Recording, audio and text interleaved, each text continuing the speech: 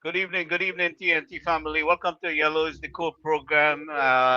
Tonight we have Mr. Clifford Mark out of Sandy Grande, and he's one of our striving farmers out there. And obviously, you have Mr. Singh, Suman Singh, with us. So I want to welcome you back to Yellow is the Cool program and UNC USA, and we'll be addressing the difficulties and issues and challenges that is facing our farmers in that Toko Sandy Grande area. Mr. Clifford, Mark, I want to welcome you to Yellow Zico program. And if you could give us a little breakdown on where you're located in Toko Sandy Grande and what is the situation you're facing with your, the farming that you're trying to do out in Toko Sandy Grande. So welcome to Yellow Zico program. Yeah, man, welcome. Glad for having me. The area is off the Toko Main Road, a village called Milhouse, and is a area where we have 80% farmers, and is more or less a close-knitted village where the past government has like turned the back on the village. So everybody had to do thing on their own, self-help basically. The road is like impassable. So you have to have, if you don't have a 4x4, you can't go inside there. The drain, the river had to drench. When rain fall, the place is flood. If you spend money on a crop, sometimes rain fall and you lost the whole crop. Right? Plenty of the people inside it don't meet the requirement again a farmer's badge, right? Because when they come to do site visit, they have enough crop on the ground to get a farmer's badge. So they can't claim for no losses. So that's sending them back down a rabbit hole. So what we asking for is the government to come in, do a site visit, see if we could get the road organized. It's no current inside it, and it have a few houses with children.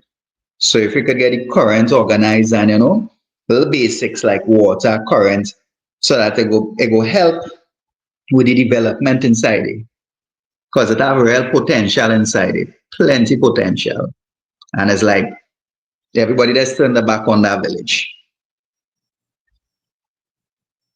So, do they produce anything? I mean, like right now, bananas and citrus or Right now, we have farmers with pepper, coconut?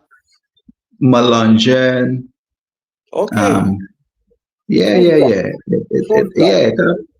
yeah, yeah, yeah, yeah. All right.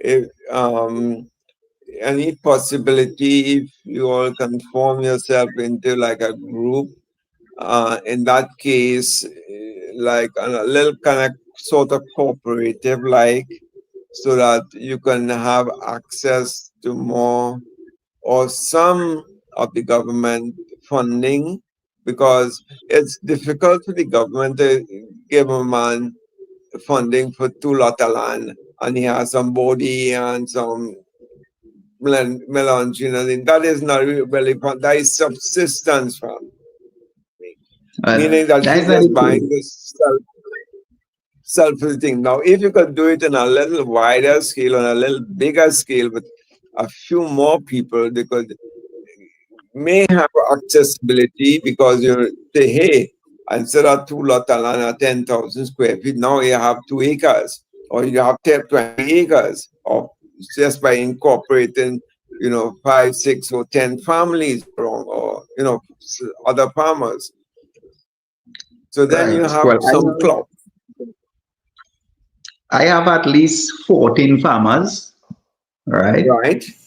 Name numbers who have more than an acre, Right. planting That's more than an acre, good.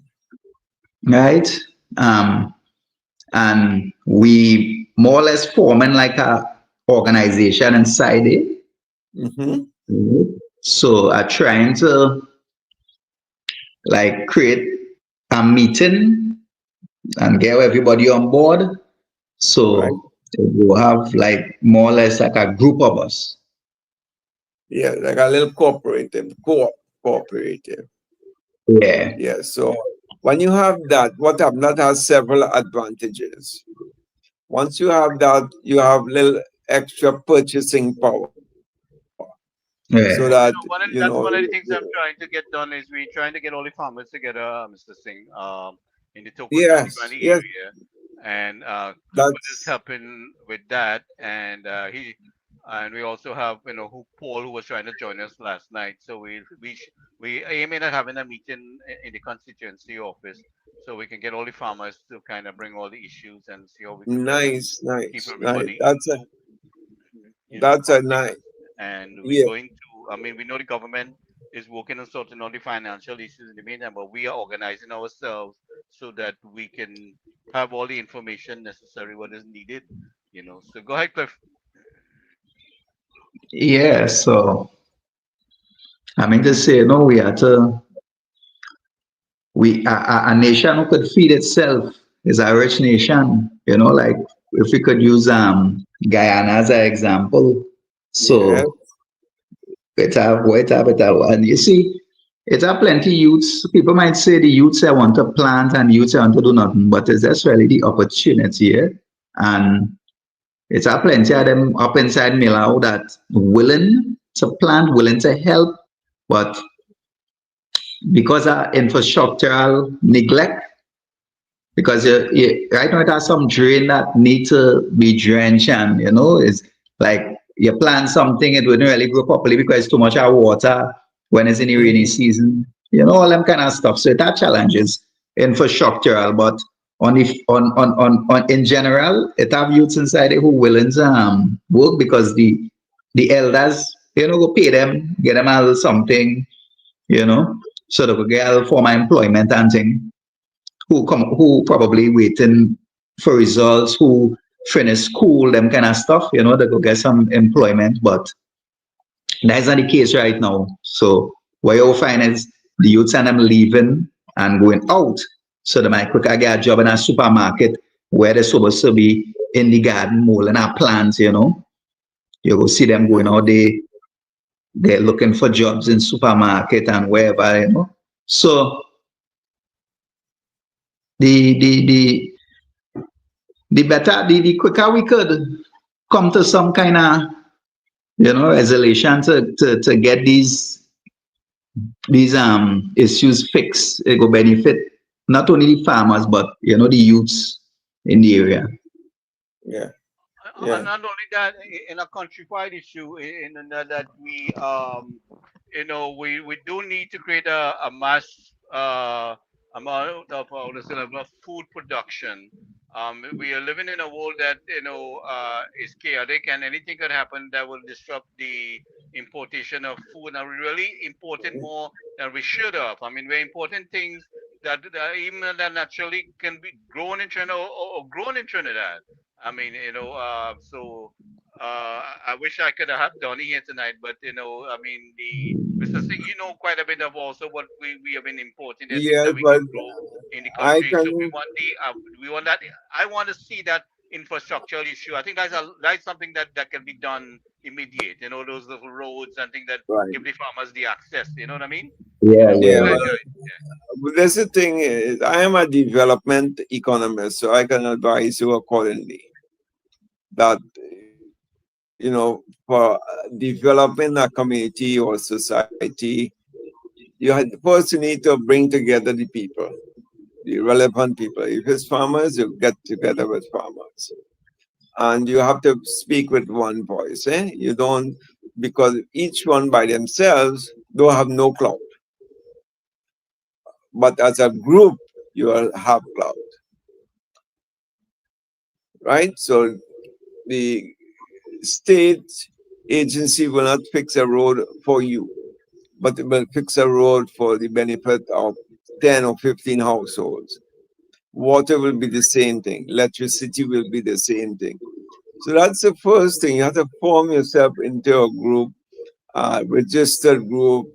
Um, you could do it as a cooperative, as an NGO, or what have you. You have to make that selection yourself. But if it's mostly farming, you could make a farmers group, right? And we could register your thing as a cooperative, a farmers cooperative. We have 20 acres of land thus far. We like to extend that. Let's say we want to bring it up after the first year, we want to double it to 40 acres. And the next year, add another 10 acres, and like that. So eventually, you could bring a lot more areas onto cultivation. That's the first or second step you need to do. Then, what you have to do with that plan in mind, they can approach the ministries now to get that help to building out the infrastructure work for you, cleaning the drains and what have you. And you see, you got to show the state that you are willing to help yourself.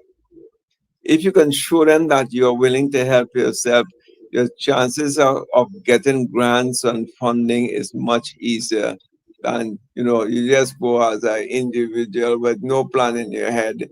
You just have an idea, but you have to go beyond that idea. Yeah, but You I have think to I go think we have first of all I want to up. welcome Nadira.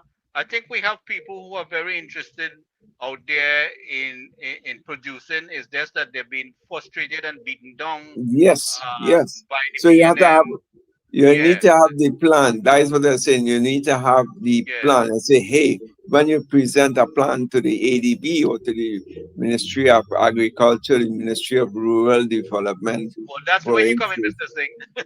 That's where you uh, come in. I said no, that's well, where you come in. So I said, the development economics is my bread and butter. I've been in this thing for that's why I 40 said that's where years. we're going to need your help too. So I'm just trying to round up these guys and So, get them together so we can hear their issues. Go ahead. right. Yeah, so So I have more tell than me, 15 farmers, right? right, right. And when it comes to self-help, that Hmm. is all they know because they never really Right, get no assistance. So if they do a site visit now, they'll be seeing where these people help themselves in patching a hole and doing little right. things. So they're trying to help Right. themselves, but That, it's not okay, enough. let's make it interactive. So I will ask some questions as we go along, right? And you will provide some answer. Is that in the main road of the village of Mela, or is this in the side or agricultural access road, or where do you holes Um, and patch the holes and so on? Where is that? right. It's on the main road Okay, so leading.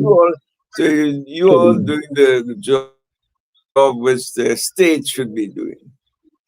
But because Right, the correct. area is neglected, you all have no choice. Now that Yeah, is a yeah, role for correct. the Ministry of Rural Development. So we have to identify who you're going to approach and how you're going to approach them. Right. The next thing is that the accessibility through the roadway is perhaps the most important thing. Once you can have that, then you can start to develop the lands around. Now, what is the problem with the lands? You said drainage is a problem as well. Oh, Yep. so So there's drainage is a problem because you have to get excavator and things to clear them drains. right, right, like what they're doing right now. Right now, they're doing that in a lot of areas, Chagonas and so on. They're doing the same thing, clearing the drains Right. for the excess water to flow out, right? So there's roads, there's drainage. Um, Next thing, tell me what the next things are. Right. So, well, the next thing is current. It have current Right, up to a area, but it's stop. But lower down, it have people living without current and sure kids and thing around the area, you so know. you want to have utilities put in, Yeah. meaning electricity and water to start with, and eventually telephone access and so on. Yeah. Right. Okay. No, so we have these three things. Most of it I see so far falls under the Ministry of Rural Development and the Ministry of Public Utilities. Those two ministries. Now, let's get to the bread and butter of this all. The bread and butter of this all is Ministry of Agriculture. Assume that you already have good roads, you have the drains cleaned and so on, you have water, and you have electricity. What next do you need? What is the next ministry that will be involved in the whole development of the area? Well, that would be, well, all we now mentioned, if we had that, I think they wouldn't really need no, they will more or less help itself after that, Well, because they will have that is where mobilizing the farmers comes into play. First, because you will need somebody to tell you, or who knows already, but Gary, I think Donny will be the best guy to take it from this stage Yeah, on. Donnie couldn't join us tonight, but I'm expecting Safraz. He's in a meeting right now. Could join us a little bit later Yes, on. Sapras is from the agriculture district of Harangwes. Yeah, So yeah, but he's yeah. part of the MPP. Yeah, he is very occurrent with agriculture on a whole in a big scale. But personally, if you can get 20 people and you have, as I said, 20 or 25 acres of land, so your next issue is for you to have accessibility to more land. That got 20 acres with 10, 20 people, that's only nice for a start. But you don't want that start. You want to make money. Your goal is to make money. And if you say you have the people and they're willing to work, 1 acre of land is what, like one person can handle that. So you have to bring more, they call more arable land under cultivation. So for 20 people, I say like 50 acres. If you want to get a little richer or better lifestyle, you need to have a little bit more acreage. So So I alone have 6.5. Sorry. I alone have 6.5 acres. Nice. That You farmers could be will a have very more. well. You could be a very wealthy man in 10 years. People don't Yeah, realize that. and it People could, don't and realize. not only that, it less than 10 years. Yeah. Talking about being a wealthy man, a millionaire. I'm talking about. Yeah, So next thing, so you see, by bringing the arable, you don't want the one man to get rich and everybody become jealous of you. So you have to kind of spread it around. You have to encourage the other people to show them how so, to get so rich as well. that is the reason why on this program to help everybody. Right. So you need a little. You okay with that? You have enough land, but we have to encourage the other people either choose whatever process they use to get that land initially to see if they get more. Once you can show them you producing your ability to produce more crops, you have to show them that you can what they call your output. You can, if if you could only produce 10,000, no, not 10, 1,000 pounds of tomato, you can then show them that, hey, you know what, if I have more land, I could produce 2,000 pounds of tomato. Right? Yeah, So you have give me to some have, idea. again, it What are all the comes products down that's to, being grown out there? What are the products that yeah, some of the just farmers are growing out you hold on, Clifford, let me explain. You need, what it's called in marketing, you need something called scaling. You know, plant, like, think of it, you have 5 tomatoes tree. Can you get rich after that? No. But if you have 25, maybe you could sell your neighbor. But if you have 2,500, then you could, you have reach, you have marketing power, you can dictate price. You could afford to get a vehicle and take it down to the Grandy market and sell it or wholesale it, whatever it is. yeah. So this is the thing. You need to get the farmers and the outreach centers going. You need more land, basically. If you have 6.5, imagine everybody have two, all the other 19 families there can have 2 acres or 3 acres. Then you in business. Then you in business because you'll have what's called purchasing power. You can have negotiation power. You are more inclined to get funding, grants, or loans or whatever from the Ministry of Agriculture via the ADB Bank and so on. So you have some sort of leverage. You have leverage as a group. You can buy seedlings and so on as a group. You know what I'm saying? You buy wholesale. This is the thing. So you get better pricing for when you have to buy chemicals and this and that, what have you. But the thing is that you need to have that critical amount of land to plant in. Now, how do you decide what you plant there? Well, based on season, so you have like rainy season. For instance, Right. I just plant dashing bush. Correct. So In the right field. Yeah. yeah, so I have like about 2 acres of dashing bush. Okay. You have a ready market for that, or you struggle to sell it? No. I just deal with the supermarket. Correct. Right. So nice, great. I was going to put you on to people in Tobago because they are crab and callaloo. They need dashing bush every day. They have to come Rio Claro to buy dashing bush. Yeah. So I was even anyway, what else? What else do you right. So dry season plant? So let me be honest. So right now, presently, I have dashing bush, but the pepper and thing that I used to have, I can't have it again because it about drain out the clay. And Right. it's a major drain. So it affected not only me, but other people who close to me. So we was trying to we were trying to rent a we machine. identify that problem. Yeah. So we were trying to rent a machine. So that is where we at right now. So it's like, as I say again, it's like okay. So that we drain, having some does issues.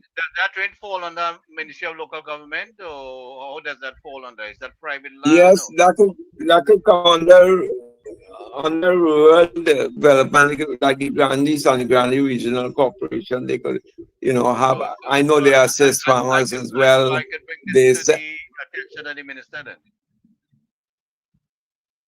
Yes, Khadija, one person, or Julian John, 2 persons, right away off the top, and include the Ministry of Agriculture as well. So works, rural development, and agriculture. Yeah, so hopefully Between them three, one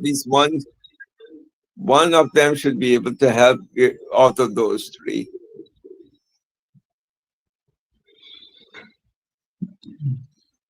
So we will look into that. So I mean, I already addressed the issue already. But I will follow up on that, and I will give Cliff contact information in reference to this. But we definitely want to have that begin next week at the MP's office to get all these farmers. Yeah. So you see, Gary, what you're trying to do is to identify the problem. Right. You have to identify the problem. Once you have to identify the problem, then you can try to find solutions. And you're finding solutions with which are the relevant ministries where you can approach to get help. So it's a structure, it's a format, a process. It doesn't happen like that. And you get frustrated, I write this one and he helping, and this kind of way. Don't take these guys. Nobody's helping you. You have to be. That's why I said you have to form yourself into a group so you can have some leverage. When you go to talk to him, you say it's not one person going to talk. There's 20 people going to speak to him. Well, so they listen like that. About it is going to be these things are going to be handled differently, because not only do they have the MP represented them, I am remaining committed to them in advocating their issues. So so they have some representation where the information is being relayed. Now it's just a matter of time.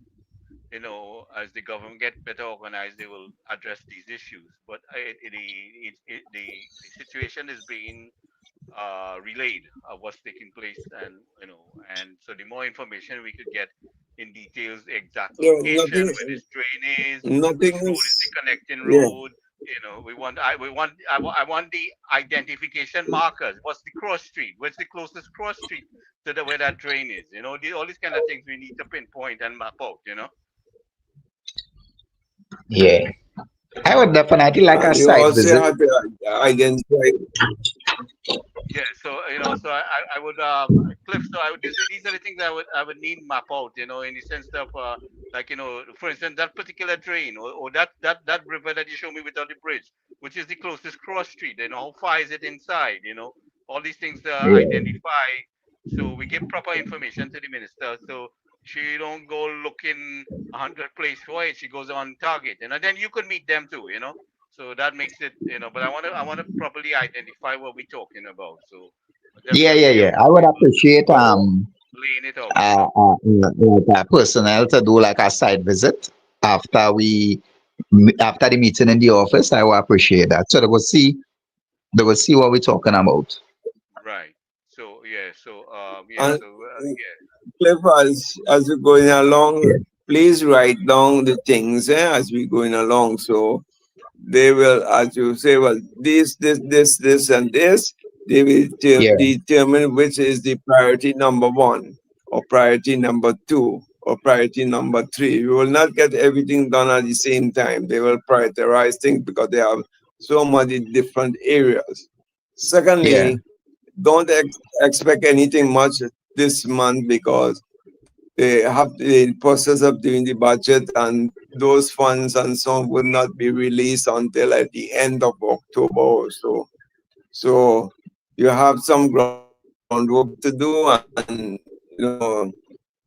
organize yourself, get yourself registered, and these sort of thing in the meantime. So as soon as the monies are released, you have your plan already established. You can go and approach, or Yeah. to get somebody to come and look at the areas and so on in the meantime. So don't wait for things to happen. Be proactive, and have it Yeah. ready. But I can tell you from the financial side, nothing is going to happen before the end of October because that's when they start to release the monies, right? Right. Right.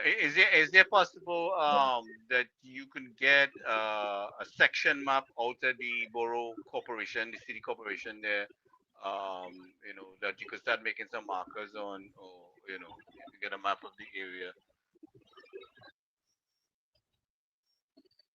Um. Yeah, you could get that you could get that on you could get that on a simple device like your phone. You could get that. To have certain apps you could download and get a proper map of the area. So if you could get that and start to make some pointers now. Yeah, yeah, yeah. Because I have what I have. I did some groundwork, so I have names and numbers of farmers. So I have more or less. I have a group of us, Right. and like That's a first start. and Nice foremost. start. You have a good start. Yeah. Yeah, yeah, yeah. That's part of the list you sent me today, right? We want to build on House that list. land But, is but, but I want to to get I want find to your get a map. farmers I want group, to get a map, house land, and you make some pointers on the map. Of geographic location and anything, and then you make some notes about that particular area. Where it's Yeah, bounded with, where the drain is, what's the issues there. I want everything to be laid out. Why we're not waiting? We're putting things together. So yeah, yeah, when that's yeah. good, Of we course, have of the course, facts. of We have the course, facts. of course.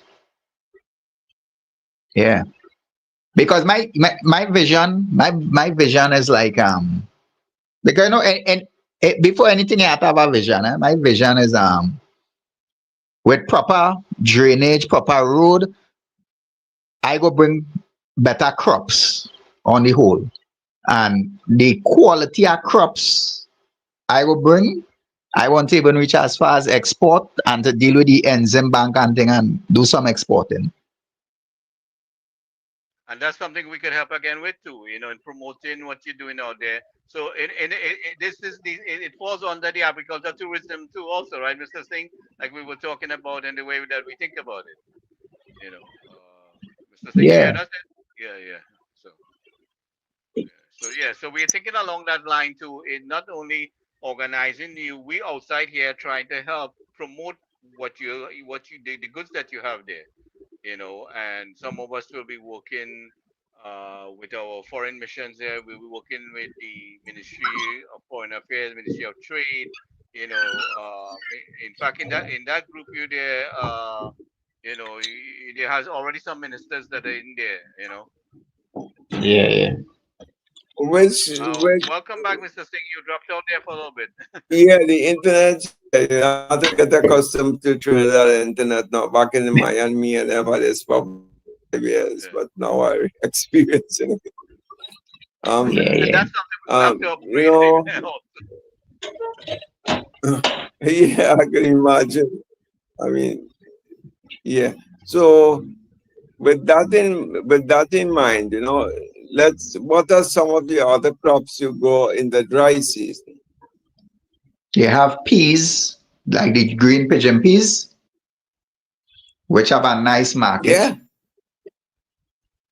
that Yeah, that supermarket is Christmas time and Carnival time and so on. From Not all Christmas year to round we use Carnival. it, but I mean it's in high demand. But getting it packaged and frozen for shipment is something that we could look into eventually. But before we start yeah, selling it, yeah, processing, That processing. that's a that big that will be ideal down the road, but right now, Gary, you can't get enough of any of these things. That is has Right. a ready market right off the top. All Yeah, yeah, yeah. whatever you can produce, because I've been here back home was like a month now. I can't see one Welcome, orange Sarah on the road Walcott. to sell. Sarah, can you remind us where you're located?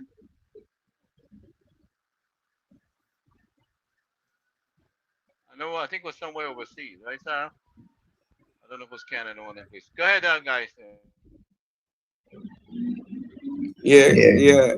Clifford, tell me in the dry season, but peas it should be planted around in June, July till So, we start getting it down in right. So you December, will get things January. like pepper, tomatoes, watermelon. Hmm. Yeah. So all these things are calling out the her market. These things, you Yeah, could say you got. everything are market now because I think when you look at the world with all these things going on, I think it have a shortage of food on the whole. So long time you probably still have more things on your hand, but not necessarily again. It's like things are Correct, selling and correct. people more getting people kind of getting health conscious. So Mm-hmm. more people kind of switching to organic rather Mm-hmm. than buying things that processed. So you have a Right. greater Cliff, you can need you to have a back away a greater little bit from the phone. You're a little too close. you Yeah, have right a there is good. greater Yeah. turnover with Yes. your organic Organic. crops. Yeah. Right. Um. What about bananas, plantains, green fig, all them thing? You plant Yeah, as yeah, well. yeah. Yeah, Okay. That's throughout the year, right? Like there's no season for bananas and nah, nah, plantains nah. and so That's sure the year. That's sure the year. throughout the year. So Right. there's so refer to them thing like long term crop. Long-term So you can have crop, some, yeah, like pumpkin, yam and pumpkin, tomato, melange, those are yeah, short-term crops. short term. Right? Do Yeah, you all correct. do any sort of seasonings? Because that area will be great for seasoning Yeah, with the that, cool that weather. that area, anything you plant growing, real fertile. Yes, yes. Yeah, real fertile. So you see, this is the thing. I don't want all the plant tomatoes at the same time. I don't want all the plant watermelon at the same time, all of them. Though, Yeah. as if you have a 10 acres planted tomatoes, I have a 3 acres planted pumpkin. or how about 2 acres planting seasonings. So, everybody take advantage of the best pricing in the market rather than everybody have watermelons at the knock dog, Yeah, the $2 a price of pound. the drop. You know, Mhm. so this is the next step. This is more like the final step. And we have a specialist guy who will tell you what to do, what to plant, what has to plant, and what time of the year to get the best prices and so on. So that's when Donnie, his name is Donnie Rogers, he can advise on that, Okay. right? So especially with the food crop side, with short crops you make money because you can do that spin over 3 times for the year. Whereas in long-term crops is, once a year. So with short-term crops, bodi, baigan, tomato, cucumbers, all these things are you can spin it around every 4 months. You can replant. Yeah. But then again, you have to make sure the rain doesn't come and destroy your crop. So your drainage becomes important at that time, right? Mhm. So again, that's a nice initiative. I hope you guys can really pull that through. Yeah. You need to, who is the representative, the MP for the area there? Well, that would be Toku, Sandy Gandhi. That's Wayne Sturge. Yeah. And third, Yeah. have you ever approached him as yet? Has your group approached him as yet? We in the process are doing that. All right. But that's what we Gary, need we to could, also, we have Dr. Ramrup in the house here. Welcome, Doc. So Hey, we have Doc. what's We are up? What's chatting up? with Clifford Mark, who is out of Toko Sandy Grande. He's one of those farmers that we are trying to bring together for a meeting there, and Oh, he has been able to make contact with a few of his farmers that are surrounding him, and we are trying to to get some discussion on the issues there. right, Uh, I mean, drainage is highly one of the things that's restraining him or basically crippling him from producing some of his products. And right, and he would need some heavy equipment because it's a really large size drain, right, and so right. they would need some assistance with that part of it. But go ahead, Doc, if you have any questions, go ahead first. No, no, I'm good. I'm good. I'm just listening. I'm here. Right, right, right. So we are trying to organize, as Dr. Ramrup is Clifford is part of our consulting advising team for Choco Sandy Grande. So he's one Oh, of the okay. Good night. Good he's night. Good former night. CEO Good of night. Good night. ODPM. Right. So and also a surgeon and many things. So Dr. Ramrup is one of our chief advising personnel on the team here. So we have some solid people that's on board to assist you guys. This is not going to be like under PNM. We have a structure in place. So we are here to support the MP, the constituents, on getting the job done. While our government is doing their thing, we have some volunteers who are very committed to assisting, like Mr. Suman Singh and Donny Rogers and Safraz Ali, and we have a few other people, economists and stuff like that on board, like Mr. Arjun Haripol. We have Mr. Betsy Ram, who's overseas traveling. You must have seen some articles about Mr. C. Ram and a number of people. And also, I mean, in the group, we definitely have the ministers who are seeing what we are saying. So they are aware of our thoughts. And, I'm looking forward to this meeting. But in the meantime, we are going to have a few meetings here with Clifford and his team of people out in Topo Sandy Grande. This channel is available to bring the issues in the forefront, and we're going to remain fully engaged. But go ahead, gentlemen. yes, Mr. Clifford, I mean, you need to, as I said, mentioned before, really need to write down the process, how you're going to approach this thing. What is the priority number one? Is it roads or drainage or both? Right? The secondly is the acreage what you're trying to bring under cultivation. How much acres in total? All the families, let's say the 20 families. What is it? how much acreage they bring in under cultivation. The third thing you will need to do is we have to contact the Ministry of Public Utilities to get lighting and water for the people who live down the street there. Because if there's no lights, no water, I mean, how does the kids study or do their schoolwork and so on? So Yeah.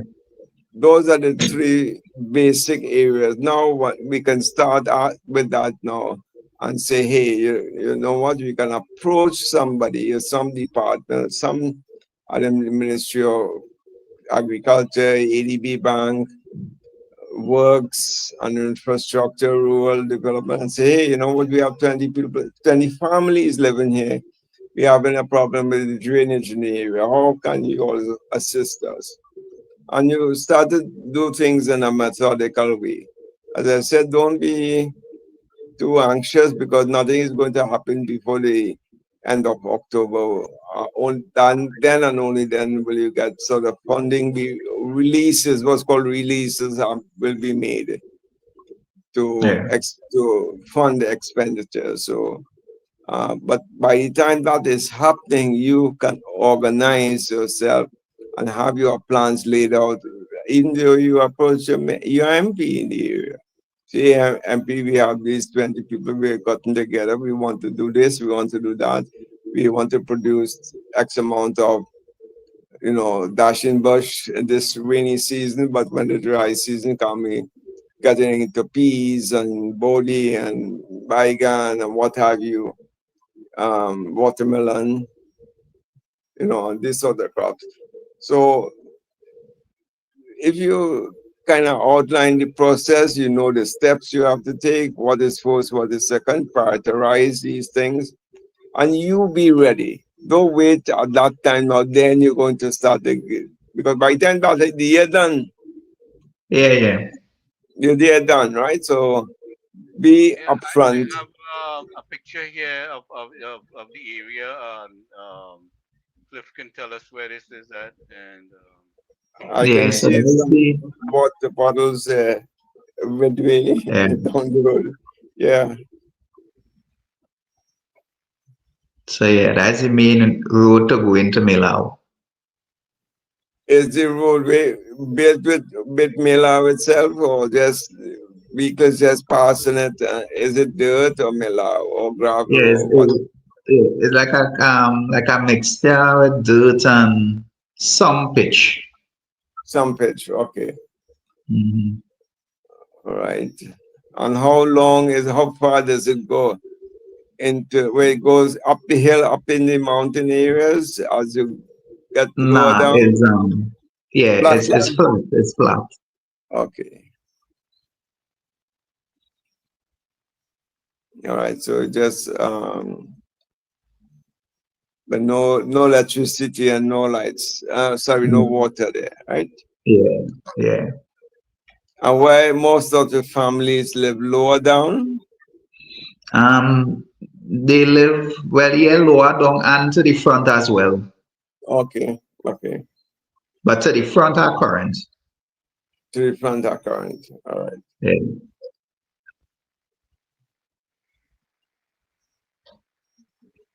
Okay. So I want to go in next week in the MP office with the farmers But a plan. and And try with to a plan. organize a plan. What is your plan?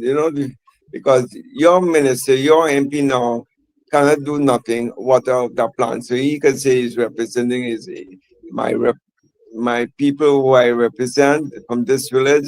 They have a plan. The plan is to enhance the agricultural acreage. We have Right. 20 families. We produce X amount of, bananas and watermelons and so on, but we want to increase the production. What Yeah. is hindering? There are certain hindrances to it. Drainage is the number one. Accessibility of utilities, electricity and water is the next core area to proceed on. And if they can increase the acreage so that more people can get involved into the farmers can get larger holdings and so to speak. So then and only then he can do something. But you know, without these things, without a plan, the ministers can't do nothing, and no minister can do anything unless they have a plan from the representation for not one person but several persons. And yours is an excellent example where this thing can happen. You know. Mhm.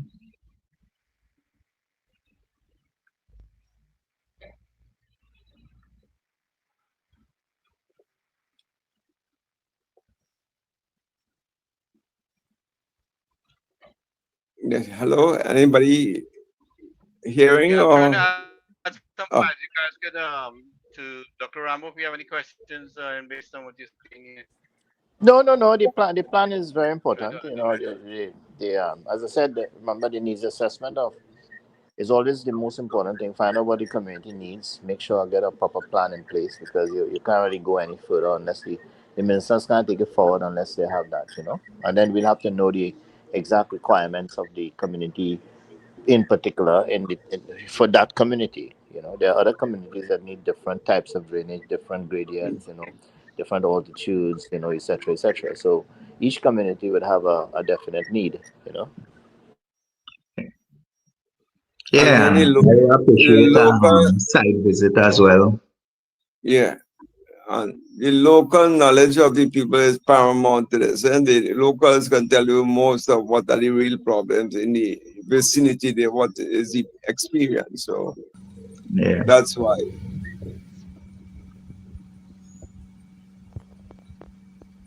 Cliff, I guess this is your dashing bush area there.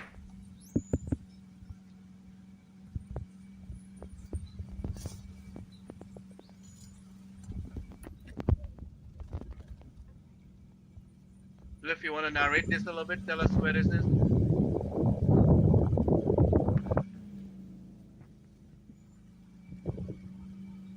So, hold on, I'm not hearing him.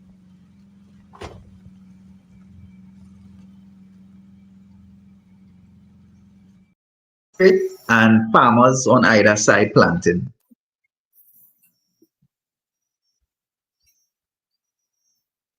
This, let me try playing this back again. Go ahead.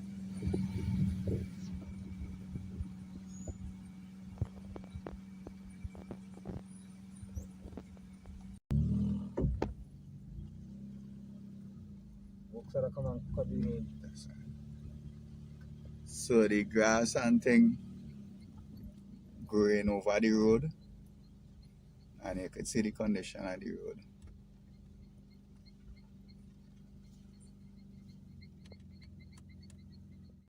And at the road, real bad. And I was actually going in there with a car, so I had to take my time. Because at that certain part you could stick. Right. So because Let me get all this. This is the road here.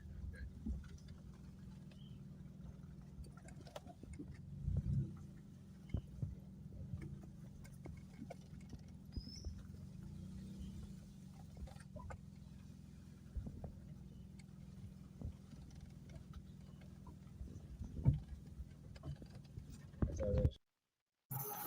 Right, cause go I ahead. mean not going in regular, Madashi motion them need to be clean. But Correct. there's a big difference because to go in there and stick, no trouble.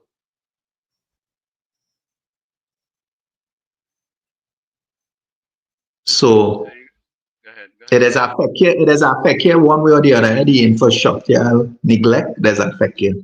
Mm-hmm.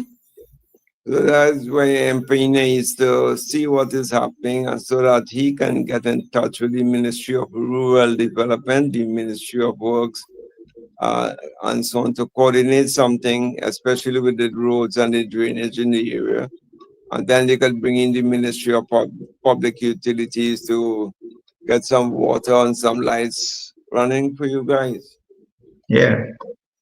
Right, Well, so, we you will know, organize the meeting at the MP to get the initial meeting in constituency there, and then let the MP take it from there. As we organize, everybody to come together and we lay out the issues. But there's some things that we could probably get done also from the regional corporation there, right, Cliff? Uh, Yeah, something so some. But being that we in government now, they will have more resources to respond. You know, before they were being starved for resources, you know, equipment, funding, all these things. Well, the funding will come eventually after the budget. We'll see how much funding we get in. Um, yeah, we want to bring in as much help, you know, to make things, you know, make this burden lighter because it don't make sense having unnecessary weight on the people, you know, that they need to, you know, to get the work done. They don't need as unnecessary burden. So we want to lighten that you know that weight of you that you're doing the job out there and you know to remove the obstacles. You know that's my objective to help you remove those obstacles and get things you know going. Mr. Singh or Dr. Rambo,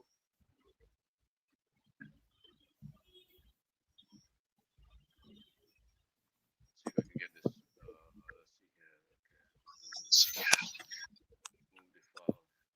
Mr. Singh, I'm not sure you can hear Yeah, me. no, that's exactly what I think the best line of attack will be for the MP to have a meeting with the group there, and then let's start the issues at stake, roads, drainage, utilities, and let them at least do that as a first priority, and then you could start to liaise with the Ministry of Agriculture thereafter to see, you know, if you could get more arable land to bring it under cultivation and go from there.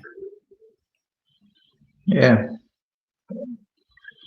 So when It's a when we visit process. the MP office, I want to go with I want to go with our plan, you know, tell them all that we intend to do, and welcome a site visit as well. They could come and see, talk to the farmers firsthand, so they could see what we're talking about. Hello? Yeah, I'm listening to you, Cliff. I'm trying to remove the file from in front of you here. Go ahead. Yeah, I'm listening to you. Yeah. So we're going to try and get everybody together and see how best it works out. But definitely we want to get that meeting. But in the meantime, outside the meeting, we're going to meet out here also to bring issues forward.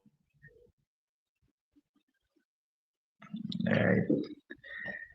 So it was nice chatting. Um, I may have to run, All so right, then. Thank you very much. And I see go if you could be. gather everybody out there for us, you know, so we can keep in touch. Yeah, man, and thanks very much for having me.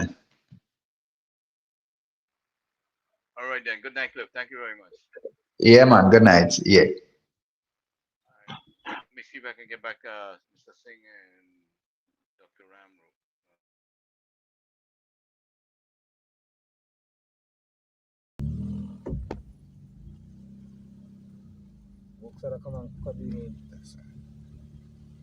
So the grass and thing growing over the road, and you could see the condition of the road.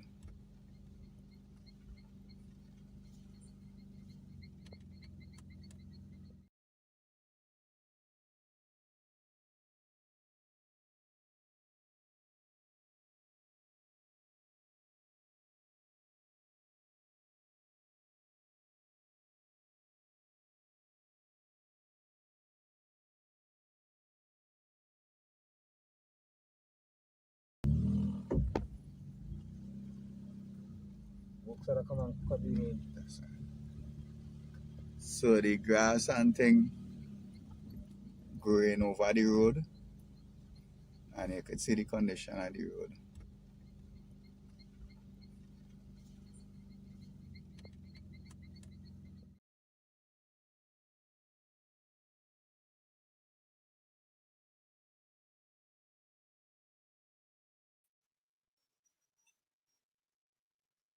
Are you guys hearing me?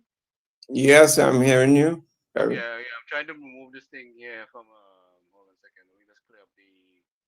Get rid of all these things that I have here. One second. So we saw some developments.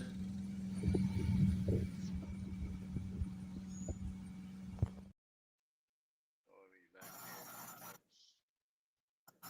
One more picture. Okay, hold on. Let's move this here. Yeah, so we're back. Yeah, so Right. we saw some developments with national security. We saw, one of the amazing things, Dr. Ramrup and Mr. Singh, is the attack from the PNM along together with the Venezuelan government and representative, and you could see clearly whose side they're on. They give away themselves. Between the Express. Now the Express post a picture there about it was 65 miles, so that means most likely it wasn't heading to Trinidad. So where was it heading to ship out? Where has it been heading to ship out all these years? Right?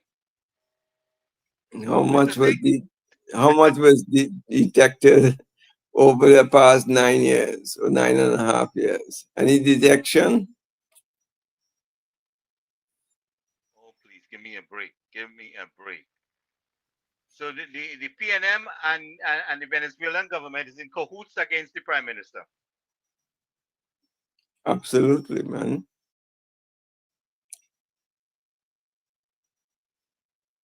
We have another development here where the government is moving the prisoners out of Port of Spain.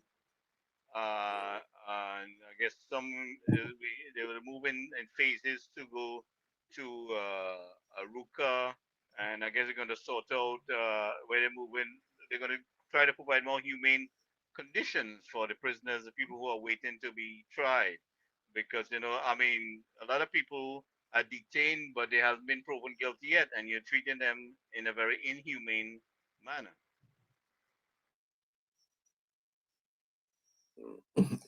Well, I think people's views are mixed on that, but I mean, no one is guilty. You assume innocence before guilt. So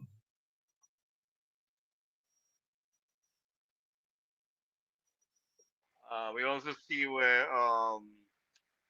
the police officers, SRP, will be heading to the various schools, which I'm very proud to see. That is something I was big on my agenda and hoping to see. And I'm happy and thankful that Prime Minister yes, is and having this done.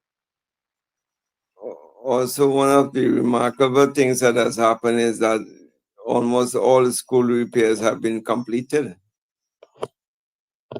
Isn't that something? for the first time. For the first time, you know. So that is definitely one of the low-hanging fruits which has been taken root, man.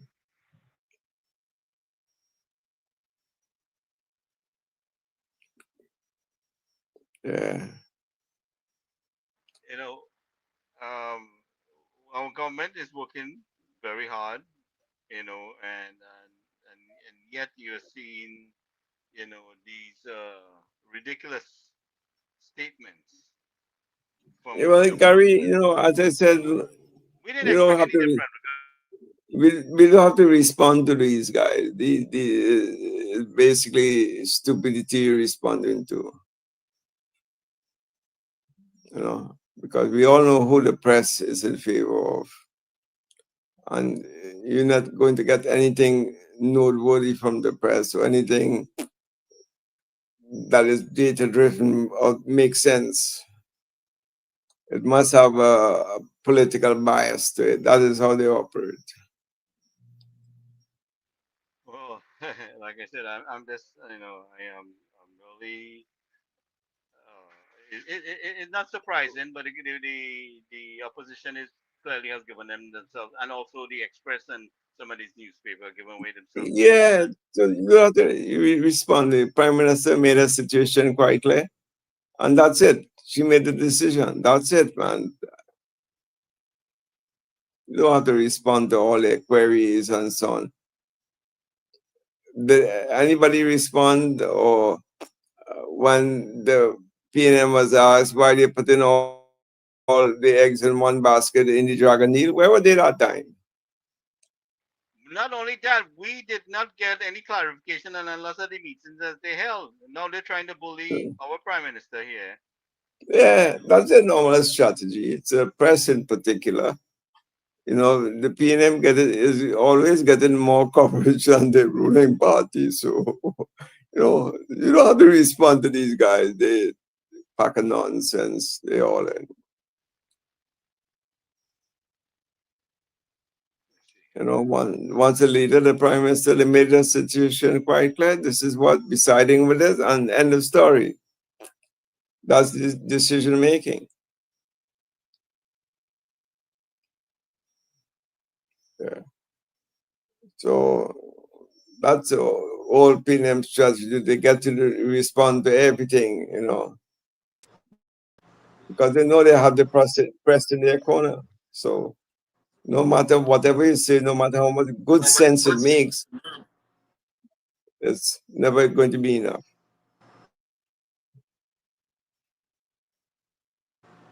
So I see the business community is become more confident in the FUL issuance, that they are dropping the lawsuit against the police commissioner and the TPS. That was a previous thing, and so I mean.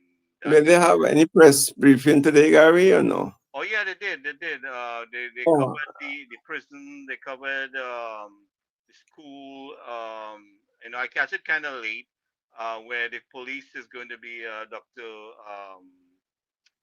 Dowlett addressed the school issue. He addressed, you know, um, uh, Minister Sturge addressed, issues of the what do you call? We had a situation in discussing where he in the press he said about the U.S. government involvement, but also talked about the police officers, and Dr. Dowlett covered a little bit on that too. Right. And the Minister of I know National Dr. Security. Dowlett was in Tobago yesterday, so Right. So to liaise with the Department of Education in Tobago. right, So Tobago is not forgotten in any way. And this is the first time where they're seeing that ministers from Trinidad are actually going with very frequently to meet their counterparts in Tobago. So Tobago is quite happy with that, welcome back, Dr. that Ram. You talked a little bit there. Go ahead, yeah, I see Tobago is quite happy with that sort of communication, that line of communication. So we had the Minister of Health recently going there, the Minister of um, Saddam Hussein, he was there last week. Yesterday was the Minister of Education. So, the Tobago is no longer treated as a bastard child, but as an all-inclusive of the government structure. And by the way, there's an election next year, January or February in Tobago. Oh, yeah, that's true. Yeah, so I guess once the ministers here in Trinidad can really be visiting there more often, it will show the public, at least it's Trinidad and Tobago, and not only Trinidad making the decisions, and everything is Trinidad centric. So, yeah. So here we see our PM fires back at her critics. So she's here to protect law-abiding citizens and not cartels. And she responded to them. Uh, Caribbean Airlines is pulling out of Caracas based on the development. And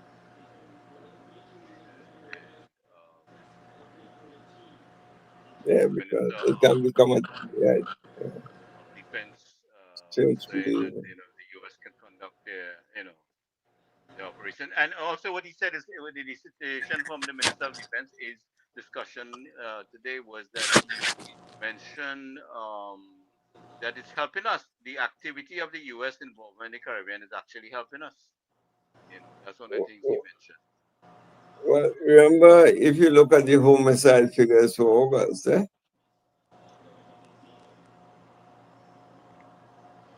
So once it cuts down inflows of human trafficking and guns and drugs, it definitely will impact on the crime. yep, Yeah, well, yep. if we had that kind of mind power and equipment backing us up with that. For the past 9 years, but nobody was convicted over the past 9 years for any one of these drug-related crimes or money laundering. It's almost as if the persons who were defending our south and east shores or even western shores were like part of the problem because Correct. I mean Exactly. the amount of things were wonders. coming in. I mean, you tell me if you had a good coast guard, I mean, or police patrols on the shore and thing. These guys, a lot of the times, they knew when they were coming in and whatnot. I mean, I have Spanish people working with me, and they will tell you they're going to put stuff on the boat on Friday. So there Yeah. was a continuous movement of people, which everybody knew. They in fact they took some of my old refrigerators and televisions and which I wasn't using, it was working, and they loaded it on the boat and sent it to Venezuela. When they put it on a truck and they went, it was a normal thing, like it was normal, Ready to make almost long time. Oh Lord. Yeah, but no wonder none of these 60 Coast Guard boats were working, and whether that was deliberately done like that to benefit that so-called elite. Well, I do definitely the blowing that one out of the water will definitely cut down the movement of a lot of stuff across the countries in those waters right now. So that Yeah, will definitely impact on the movement of people, drugs, and ammunition for sure, for sure, for yes, sure. yes, and along with that, with the criminal elements as well. That's the Yeah, natural outcome. yeah, So you see, yeah, the yeah. result, the data Statistically, doesn't lie. yeah, The data doesn't lie. 22 yeah, homicides for the month of August, the least it has been in 9.5 years. yeah. All of a sudden, Hmm. so it means that this government is really making an effort and everything. They should be getting the full support of the population. But the press and the media and some of the opposition, you see where their allegiance is. Well, definitely, definitely. It was always like that, yeah? And that is why, in the beginning, when we were on the program and this program, we always kept saying, we have to know when to say something, and we have to know we can't take them on all the time. It's just a lot of what is, if you really think about it, a lot of the nonsense they're talking about is what they were doing all the time, and it's just in 3 months' time. It's three what is it? Less than 3 months, huh? How much? Come on, man. So everything was very your fault. We're not just trying to patch up the thing all over the place. So come on, please. It's so And then stupid, God. and then they have the SOE to back it up. I mean, that was very insightful to have Yeah. this along.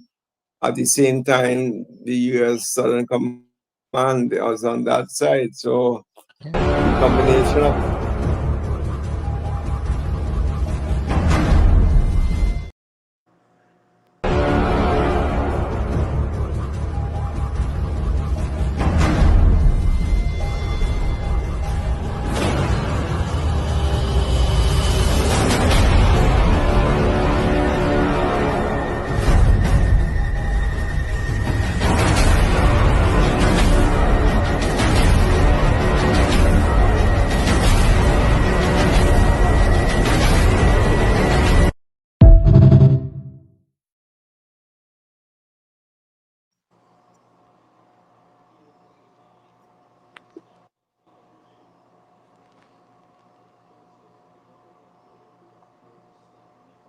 Yeah, guys. That's some manpower there, huh? yeah, that's a And that's a equipment. B2. Yeah. So did they say actually where the boat was struck?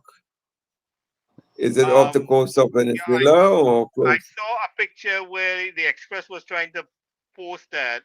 In fact, I posted it in one of our WhatsApp group. Um, let me see. They were saying that it was 65 miles away from TNT. So what they were trying to say, it really wasn't heading to TNT, you know. But the satellite imaging technology and the listening device capabilities of the United States, they can pick up and disclose the conversation and the contents and who involved there, you know.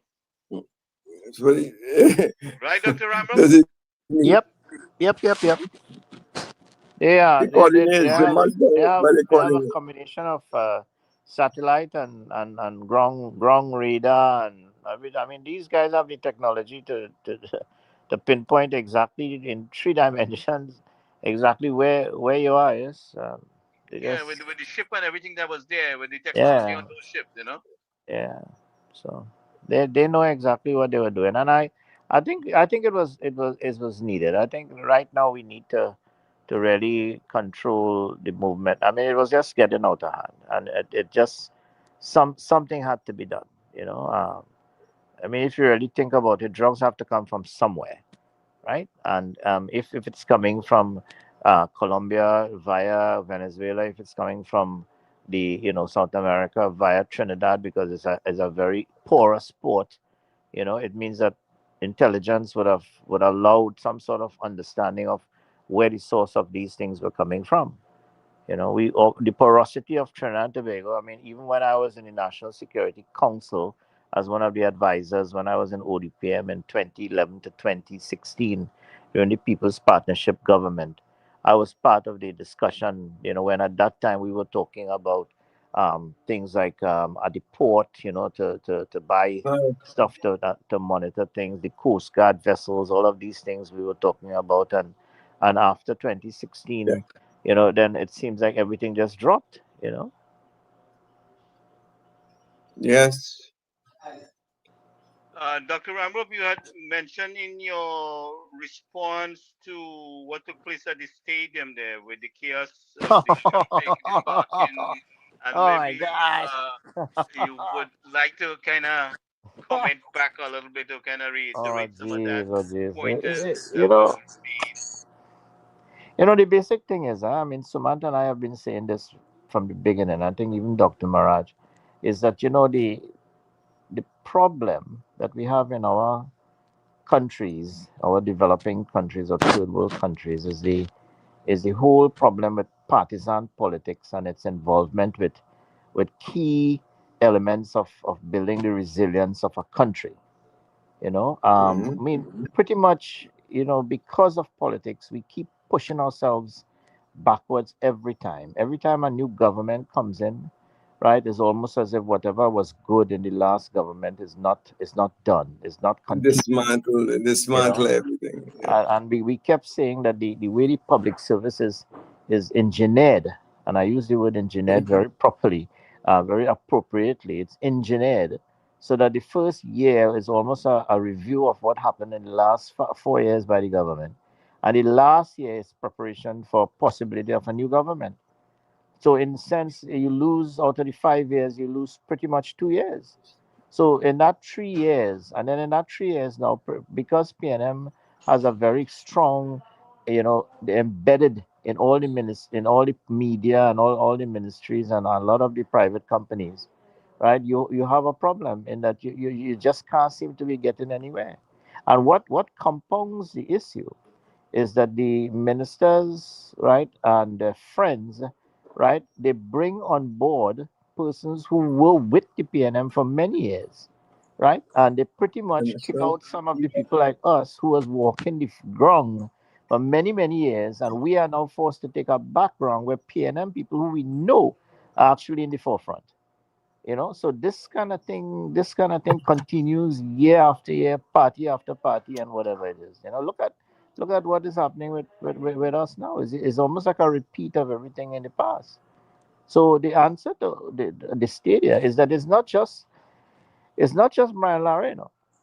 Is the whole question of public safety at all of our major events, even political rallies, even political events in the past elections and the past thing. It's just look at when the prime minister, the honorable prime minister, when she was leader of opposition, look at when she has to go to her stage. Look at if anything would have happened to that lady, right? And even now at some of the meetings that they're having, the exit strategy is poor, right? There's no clear exit strategy in the event that you have to get out of there if somebody comes in with a gun or something like that. It's these are the things that people like they don't take on as if it can't happen. And even now as a state of emergency, these small little things have to be. Look at how she fell at the stage, right? Now that is a public service nightmare, right? And the persons to blame are the persons who are securing the prime minister. That is that you cannot have a prime minister or even a president go into an event and an advanced team doesn't go down and check. No matter if her own friends and family build the stage, the point about it is that there are certain health and safety and security guidelines for heads of Protocols. state and heads of government that has to be enforced. You understand? Even more so during a state of emergency, in which you say that senior government officials are being threatened. So the whole public safety issue and the traffic management at some of these large scale events, there's a whole set of protocols. I remember when I was appointed at the local organizing committee with Nigel Camacho. They put Nigel Camacho, who, as you know, is involved with the Trini Posse, stadium at the Oval, right? That is called the Trini Posse. So Nigel Twenty Camacho, percent Dr. time, is a yeah. dentist friend of mine. Yeah, they put him on the LOC because he was so involved in the Oval and the cricket and thing. But when they brought him in, what happened is they realized that he didn't really have the competency to develop a lot of the protocols and policies because this was a Caribbean thing. So they appointed me, right, to go in because I had worked with the under 17 FIFA World Cup, right? I was the one who developed most of the medical protocols at all the stadia when Jack Warner, right, actually organized that competition under the UNC. Remember when they built all the stadia and they had the under 17 FIFA? Well, I was the one who was actually appointed to coordinate all the medical operations at all of these stadia, right? So even and because of that now, when they had the under seven, when they had the World Cup cricket tournament of 2007, and the Prime Minister at the time, Patrick Manning, he got the Brown package, right? So they appointed me to assist Nigel Camacho. And then we went right around the Caribbean. And the head of that committee was Dr. Marian Dukas, right? Who used to be with CAFA. And we now worked and developed all the protocols and the standard operating procedures, right? Which was submitted to impacts and COPACs. We worked with them to develop all the medical operations as well as the logistics for traffic management and thing around the stadia, every single match throughout the Caribbean. So those standard operating procedures exist, right? Even the park and ride that we had at Queen's Park Oval, all of that was tabletop exercises and drills were done, right? And it was a massive exercise which ran very smoothly. We had very few hitches. So when you think about the fact that we had things like the venue operating command center and all of these things, at that point in time, ODPM, Paul Saunders was the CEO of ODPM. And I worked with him because I was the medical operations manager. And the same thing we did for Summit of America, the fifth Summit of Americas. I was in charge of the logistics for President Obama.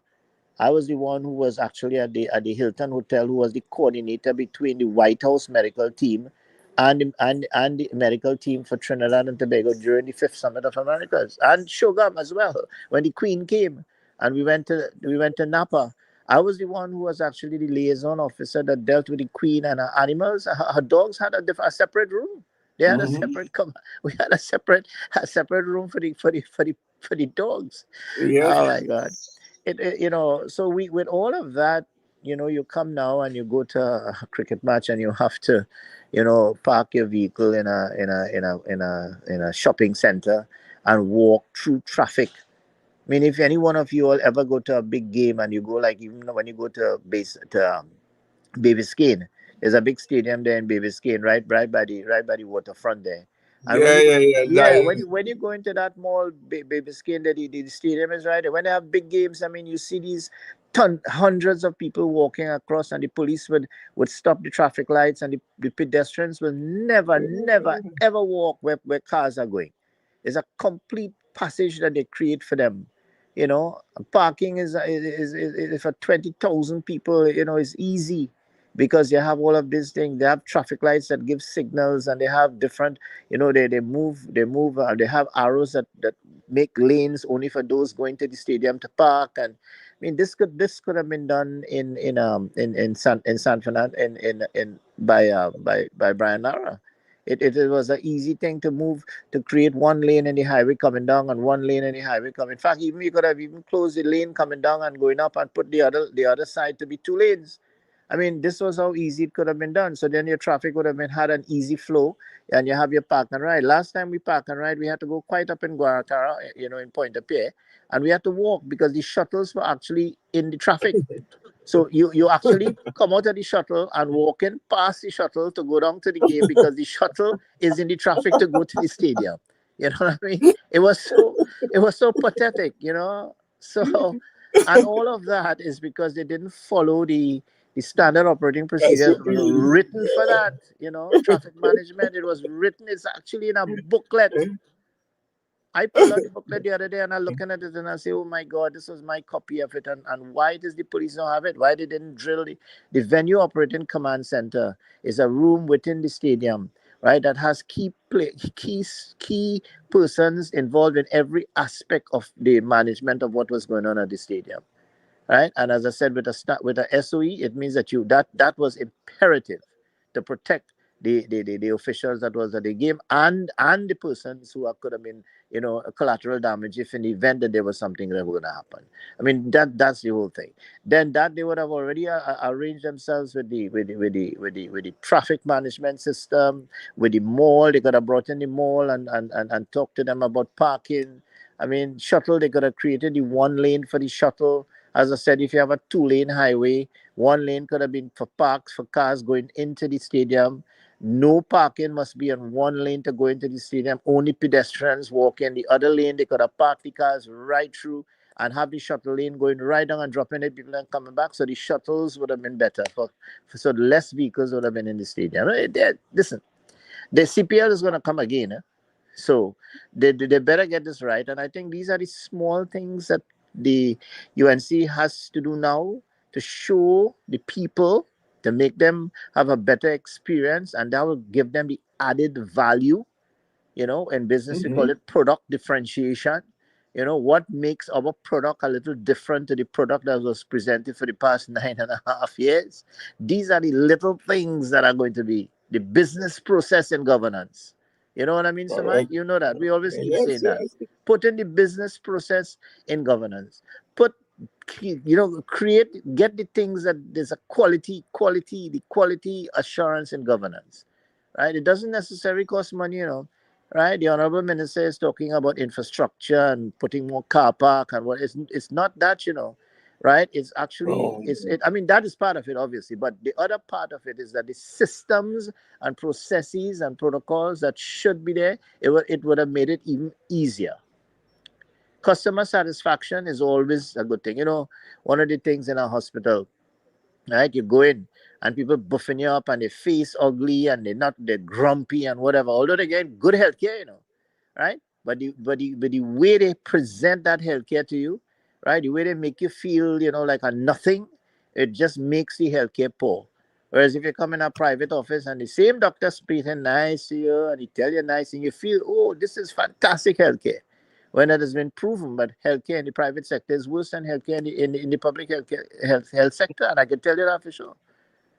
So it's really about, quality assurance, customer satisfaction, putting in the necessary systems in place, using what you have and making it work by using, I mean, intelligent traffic lights, right? Even messaging boards, right? They had none telling you, okay, stadium patrons with parking, use this lane. You know what I mean? Even one of the most important things, Sumant, Gary, is that the officers who are on the ground, right? They at the bottlenecks, they were not there. They were just at different locations, and they had no communication with each other. They were not using walkie talkies or radios, right? So the one fella doesn't know what the other end is, what happened at the other end. I mean, All right.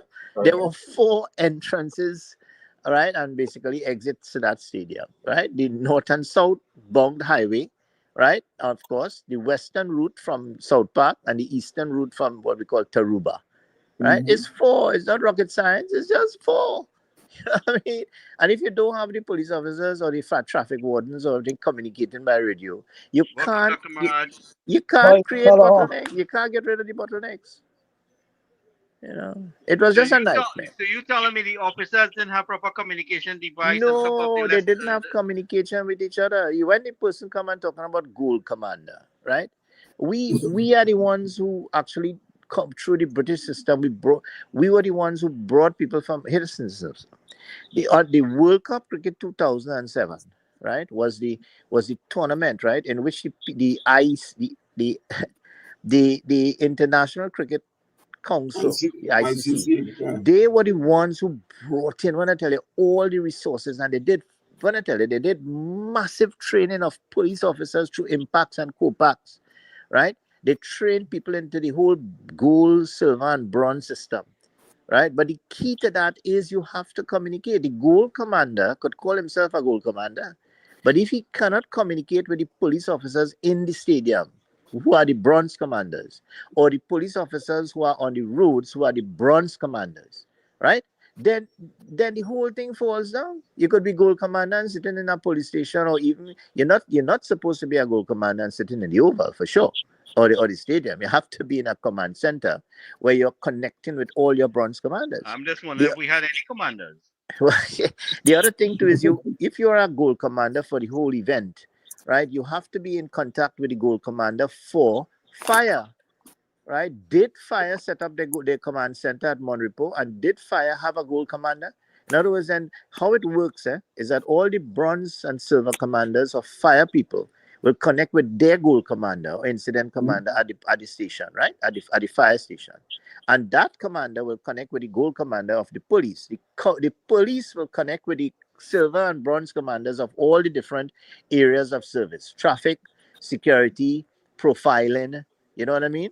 Stadium, in the stadium itself, the ones in charge of VIPs and security. All of these are sections or divisions of security.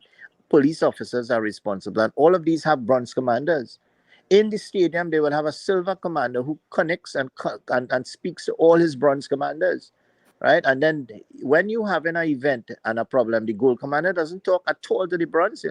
He only speaks to the silver. The silver talks to all the bronze.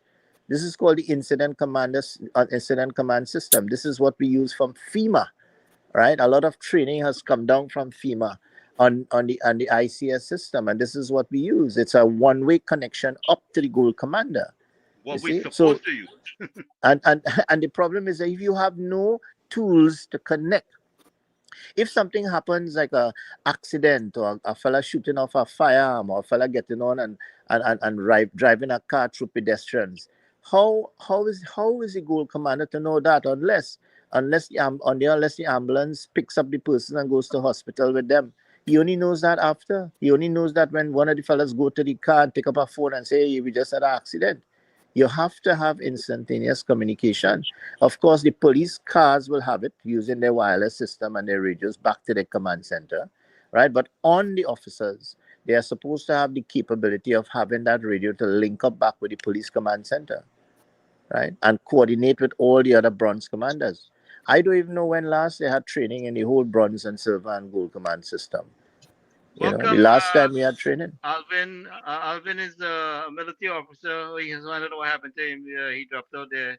I'll try to welcome him back again. Okay, go ahead, Doc.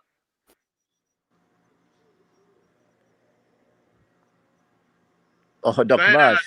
Dr. Yeah. Ramos. Go ahead. Yeah. No. So the whole incident command system and the system of bronze, gold, and silver, the key to that is communication. And of course having a tabletop exercise, or at least a sit down with all the key persons before, and go through all the necessary requirements before. It's called a tabletop exercise, and in that exercise somebody will develop a measle, right, where you would have the scenarios, right, the master scenario event list, we call it. They will develop a scenario, like for example, somebody walking, right, and they collapse and they fall down, or somebody comes out of a car, get vexed with another guy, pick up a cutlass or a gun and start shooting. You know what I mean? I'm just saying these are some of the scenarios that they would have to play out, right? And there are certain public safety guidelines that are what we should say, they can't be broken. You cannot have pedestrians walking in between vehicular traffic. That is not done. They could have them at intersections where they will cross. But when they're on pavements and whatever, they continue to walk on pavements. They're blocked off by these barriers. And when they reach intersections, the police will stop the vehicle, stop the traffic at a timely time and allow them to go across, and then they will continue with the vehicular traffic. And when they go into the stadium, they have their own part. It is never with vehicles. There is no crossing of vehicles and pedestrians unless it's an emergency vehicle.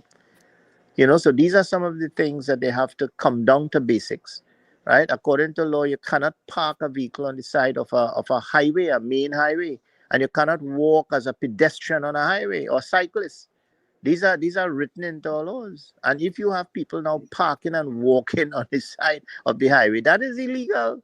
That is dangerous. Look what happened with the PTSC driver, and 3 people died in that accident because a vehicle was pulling out from the side of the road and didn't give a proper signal, and the bus had no option but to try to get away and swerve, and they capsized, and 3 people died, Yeah, including the bus welcome, driver. Alvin. Welcome, Alvin. Alvin is he's been here before, military officer, U.S. Army, but so good time in fun, good conversation, Alvin. Welcome.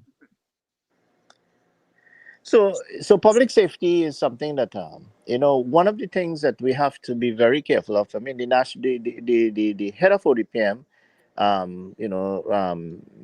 Rodney Smart, he made a comment which I think had tripped off the Minister of Public Utilities, Barry Padarat, and he said, well, the ODPM will assist persons when a disaster occurs. You know what I mean? When I was at ODPM, my philosophy was, wait until a disaster occurs to go and help somebody and sit down through the air and wait until you don't go to a village and give a man a wheelchair who is an amputee after the disaster. You give the man the wheelchair before the disaster. This is the whole point. And if you don't understand that point, then you lose the whole thing about disaster prevention. You know what I mean? Yeah. So it's not that you wait until a disaster occurs and then you go and you have all your things in place and you go and you help people, give them sandbag and everything after the disaster occurs. You have to give the people the sandbag before the disaster occurs.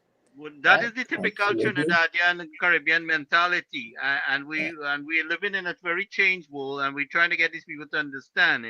Sometimes Yeah. you feel like Noah, out here. You're preaching flood, flood, flood, and they laughing and petting and partying like everything fine. Well, Until Gary, listen, I am a bit worried, and I just hope that we don't repeat the well, mistakes of our I, I, past. I am more than a bit worried. I'm Yeah, very worried. because I can tell you, right, if we continue to live and repeat the mistakes of our past, we become prisoners of our past, Correct. right? Correct. And Yes. that But is a Doc, the big world problem. has changed so drastically from our past, what our grandparents and parents and everybody experienced before. This is a hell of a different picture here now. We got to Yeah. buck up. So my whole thing is, listen, I do not have a problem with a government appointing persons who are politically aligned. But I do feel that in certain key areas, that persons who are competent, right, and who has task-related skills, right, should be appointed on boards, or right, at least be given a chance to be the CEOs or senior managers, so that your ability to effectively achieve key goals, right? Key strategic objectives, right? To measure key performance indicators and to bring your government, right, to have at least a certain amount of value added so that at the end of the 4 years, 5 years, as you go into another election, right, that you would be able to win that election because there are certain deliverables, not the fact that you build 100 schools, not the fact that you pave all the roads, not the fact that you build hospitals or you bring the children's authority and all of these things. It is not because you improve, Caribbean Airlines and make a little profit. It's not all of that. There are certain things that makes a big difference, right? Even now in Trinidad and Tobago, if you're going to Maracas Bay and you go on the Maracas Lookout, you have no place to pee, right? These are the things that that we have to change. Understand? Yep. Yep. I thoroughly agree, Dr. Ramos, because I happened to be working at Miami Beach, and President Bush was coming to stay in the hotel, and for a month before, exactly 1 month before, there are helicopters and so on traversing Miami Beach every half an hour. We had to check in 42 security dogs in the rooms, and we have a no dog policy in the hotel. That is Secret Service dogs who all had names. Imagine you have the name for the dog checking in with their cards and so on. And you could see the folly of it. At least for me, I thought They will have a name, ID, and badge too. That's not just name. exactly. And the owners, my man, 42 of them. For 2 weeks, the security and the dogs were there before the president came. Mind you, he's coming for a night and the next day. But Sumant, when Obama came to Trinidad for 5th Summit of Americas, as I just mentioned, I was the medical liaison officer. Yeah. He was there for 1 year. I was there. They were there for 1 year before. They came to me. Yeah. Right, there was a meeting that they had at the Port of Spain Hospital, and I was invited as the medical operations manager. Right, they asked the chief medical officer, right, the chief White House medical chief of staff, right, was a captain in the army, and she asked the medical chief of staff, the chief medical officer. She said, "Sir, are you capable, right, of handling a hazmat in Trinidad and Tobago, a hazmat emergency?" Yeah. Right? He looked at her and he said, yes, we are capable. So I looked across to the lady and I just raised my eyebrow. She looked at me. She said, Dr. Amrup, are we? I said, we, at this point in time, no, but I'm sure that with your assistance, we can get ready for when POTUS arrives. So she gave me a card. He Right? may be She gave me taking a some card right away. She petrol gave and me a gasoline card. spilling on the ground. He was thinking about. Yeah, she gave me a card right away. And after that, she said, I want you to meet with me. 2 days after, they whisked me away to the embassy. We had a private meeting. And you know what they did? They brought a ship from Puerto Rico, right? Out of the waters of Trinidad and Tobago, which had total hazmat capability. When I tell you, they had operating theaters, every single thing there. You know, when Summit of Americas finished, nobody in Trinidad and Tobago who was involved in the whole thing got anything, right? But I would send you all a picture of 3 things I got from that office. One was a signed plaque from Obama, signed, right? Another one was a medal and a thank you note from the President of the United States of America. I have it in my cupboard, Maybe when I die, my children will show everybody. Because we were clear and frank with them, and I was proud. And they sent me after that. They sent me to a military base in Washington, right, to train for 2 weeks of catastrophic emergencies, right, and then they sent me to do a visit of FEMA, right, and then to look at the National Operation Command Center of the United States. I was the one who went.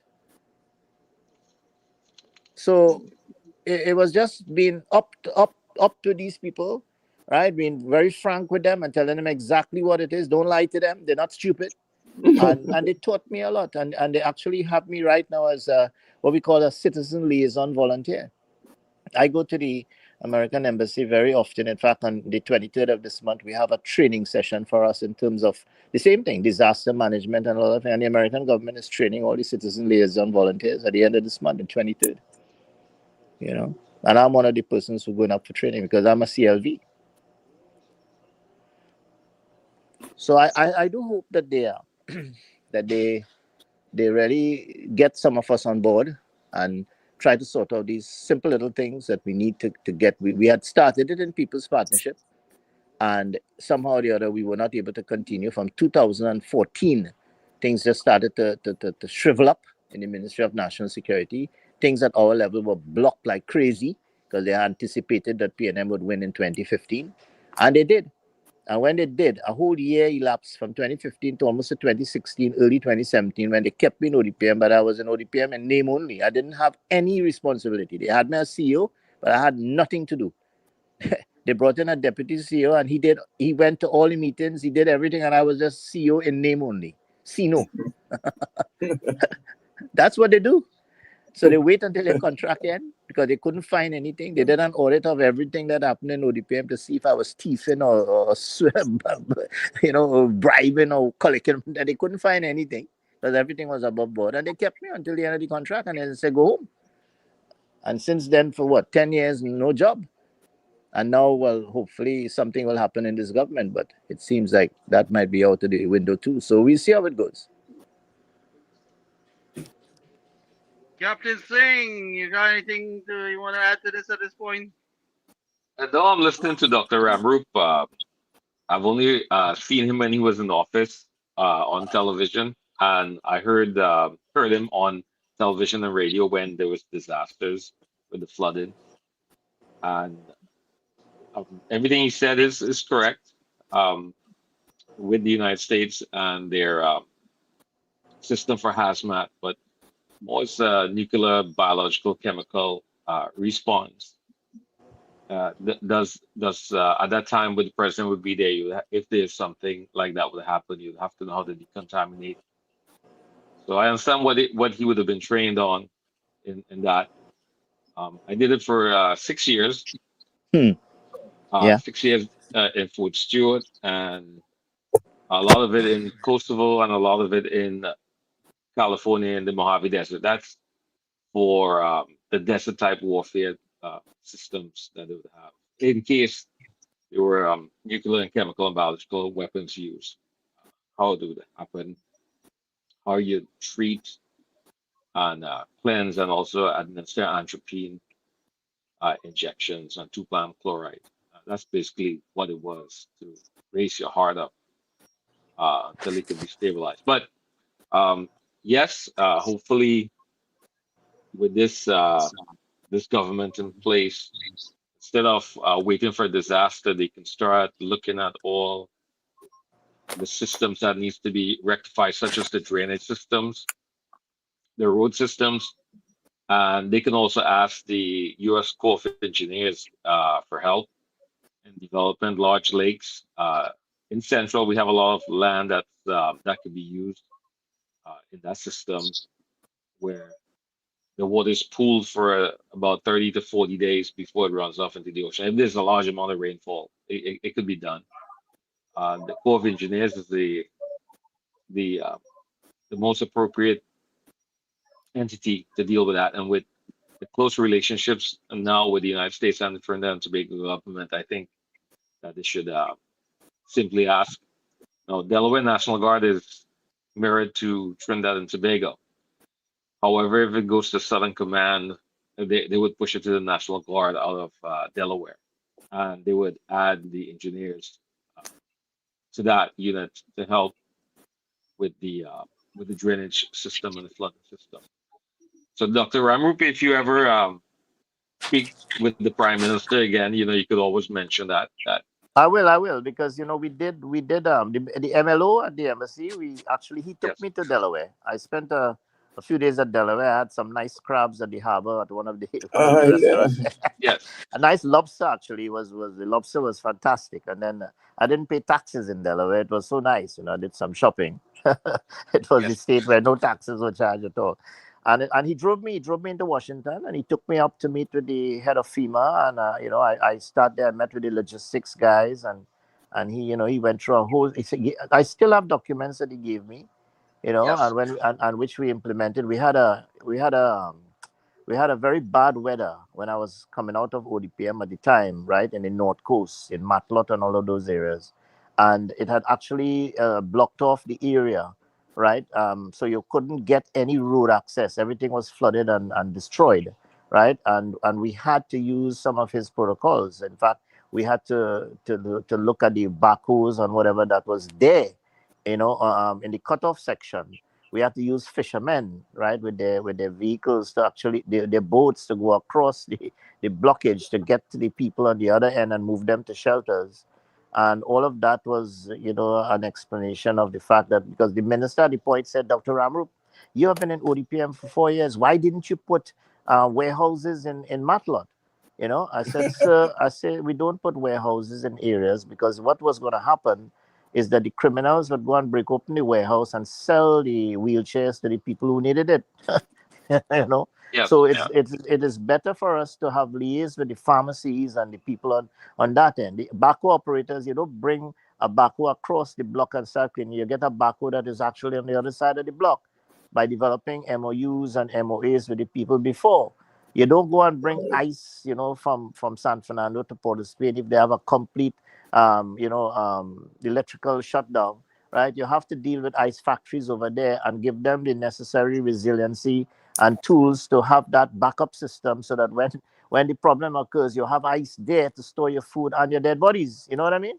So Yes. these are some of the basic concepts of risk reduction that a lot of people don't understand, and it's very hard to sell because politicians like quick wins. They want to see something that they could win votes with. But unfortunately, the science of mitigation is has shown that is a very difficult thing. People have to spend more money on mitigation, right? And the politicians don't get as much kudos in the 5 years if you mitigate.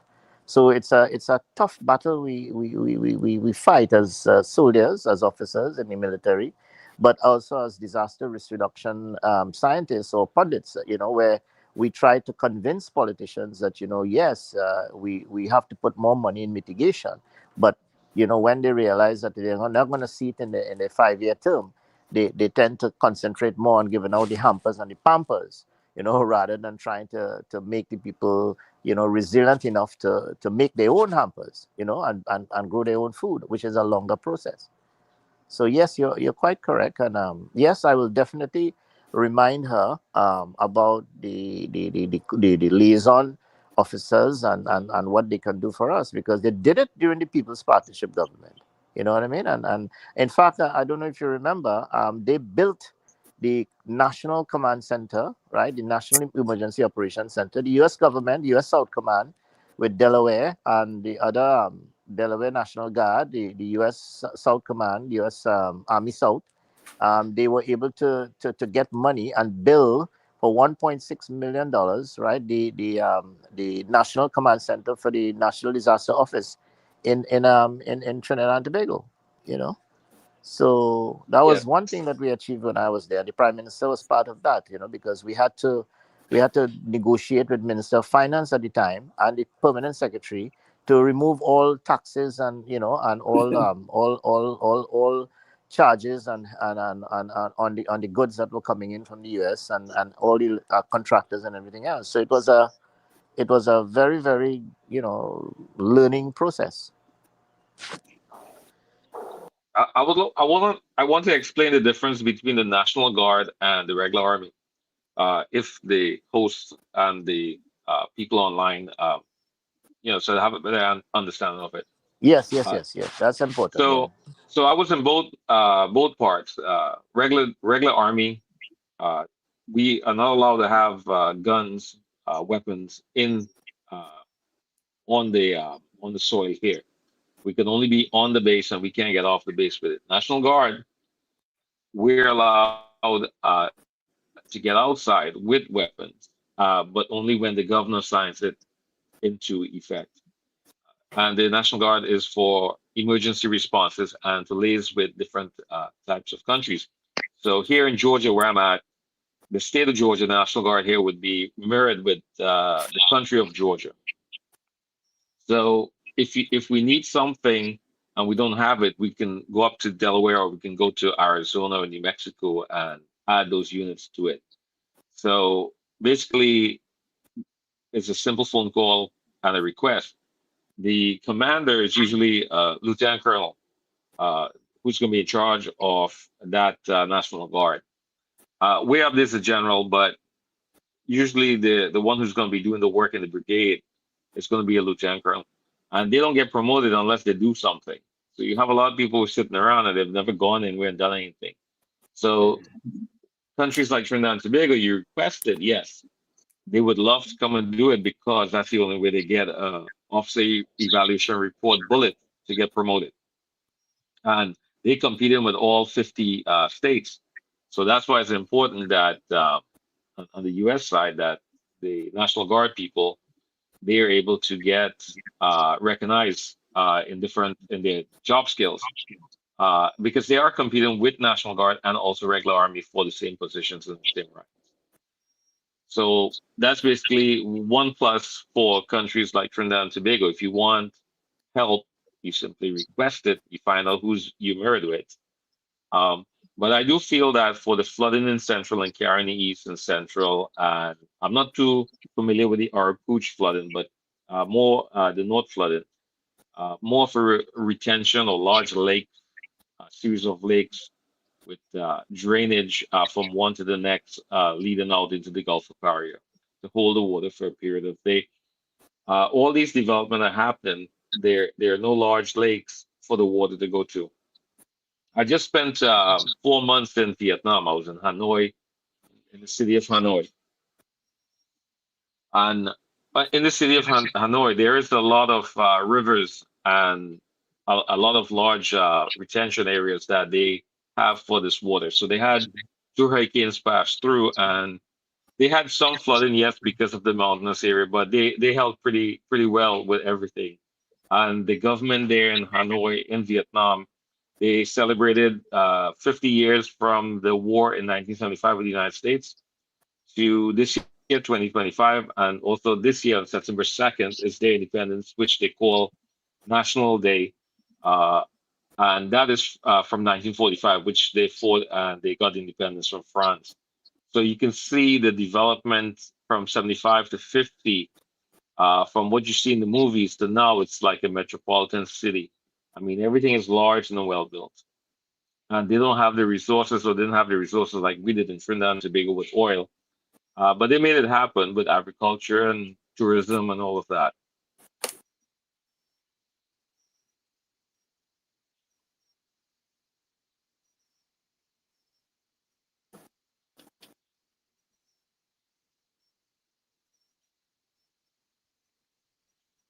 Gary? Go ahead. I'm listening to you. No. But that's pretty much what I was going to say about that. But I'll let you guys go ahead. Yeah. So I mean, since you're back from Vietnam, I'm going to add you to a WhatsApp group that we have a advisory team.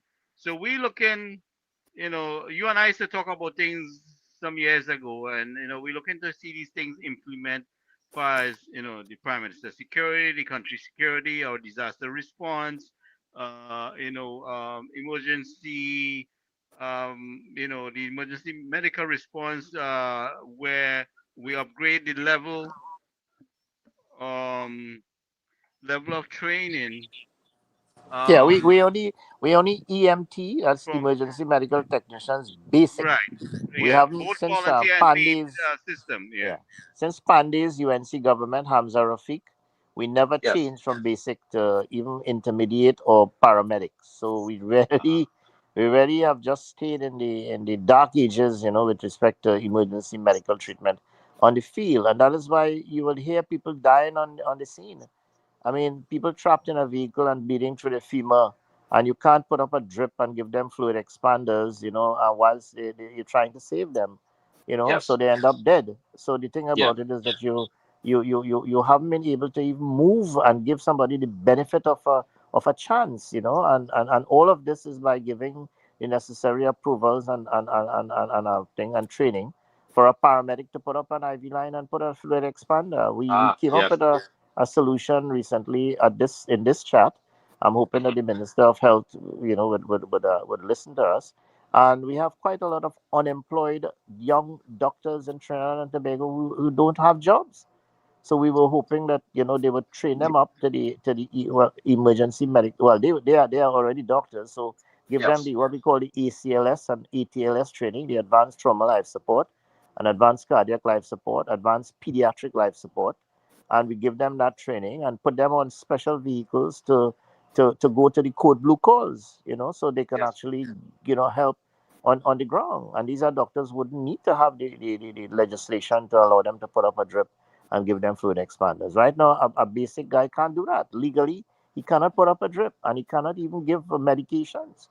So, we really need Yes. to do something quickly, And to outfit the ambulance with equipment to communicate with the Well, hospital.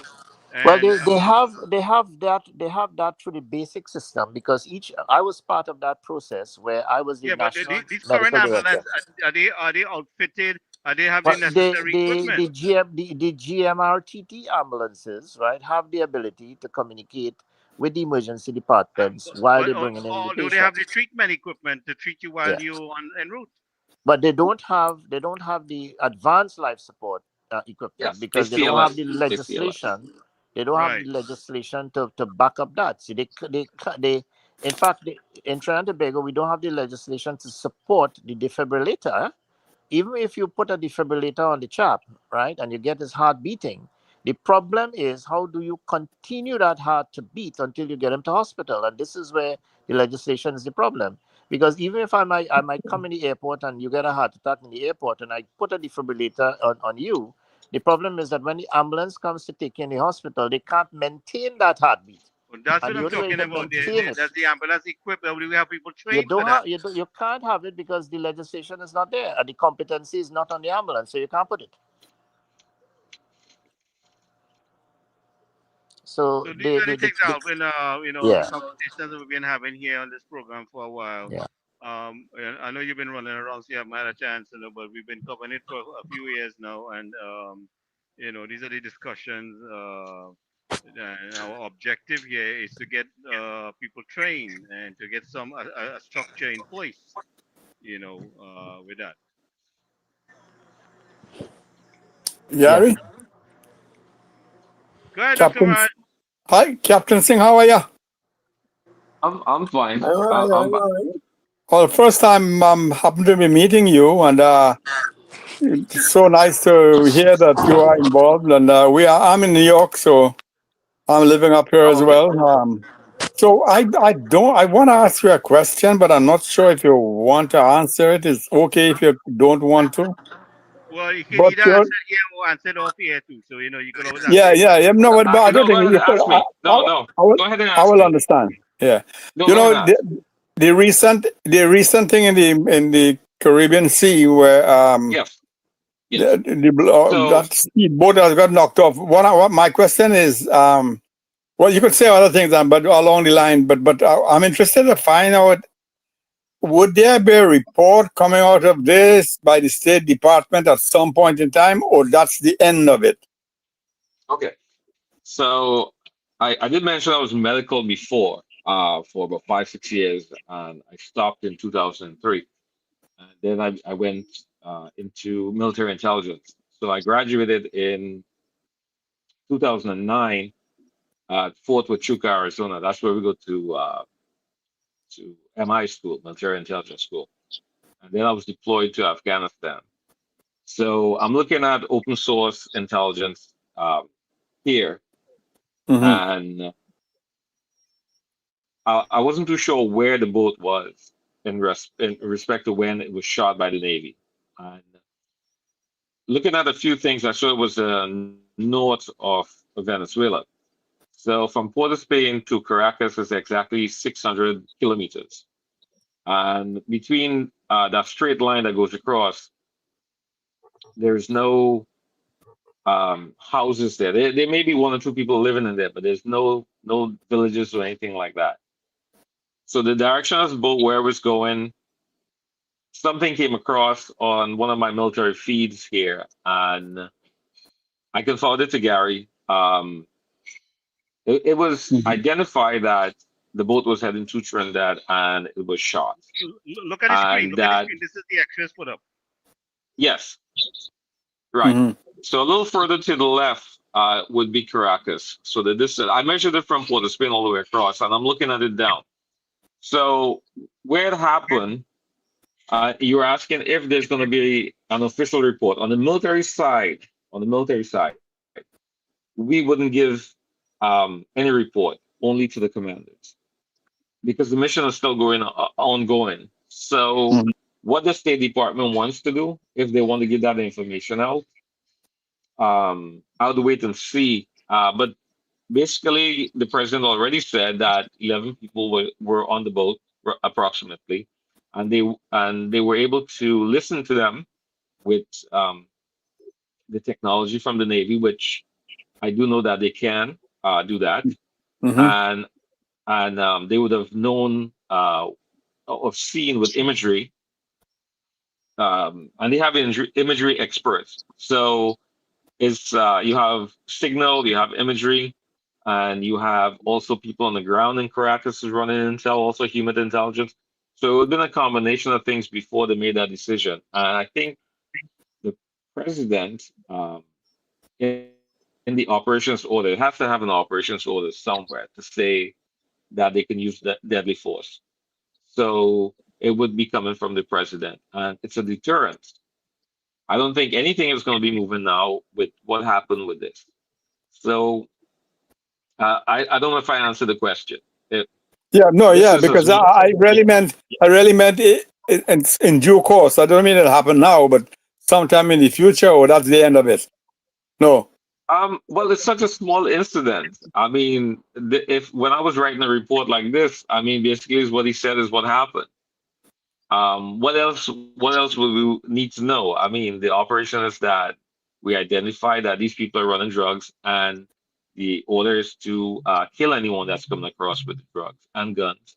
And we know that Trinidad and Tobago is a transshipment point. Now, again, open source intelligence is telling you that the Secretary of State, Marco Rubio, has mentioned Trinidad and Tobago 3 times. For some reason, he knows there's crimes and there's drugs and there's a lot of violence and in Trinidad and Tobago and murders.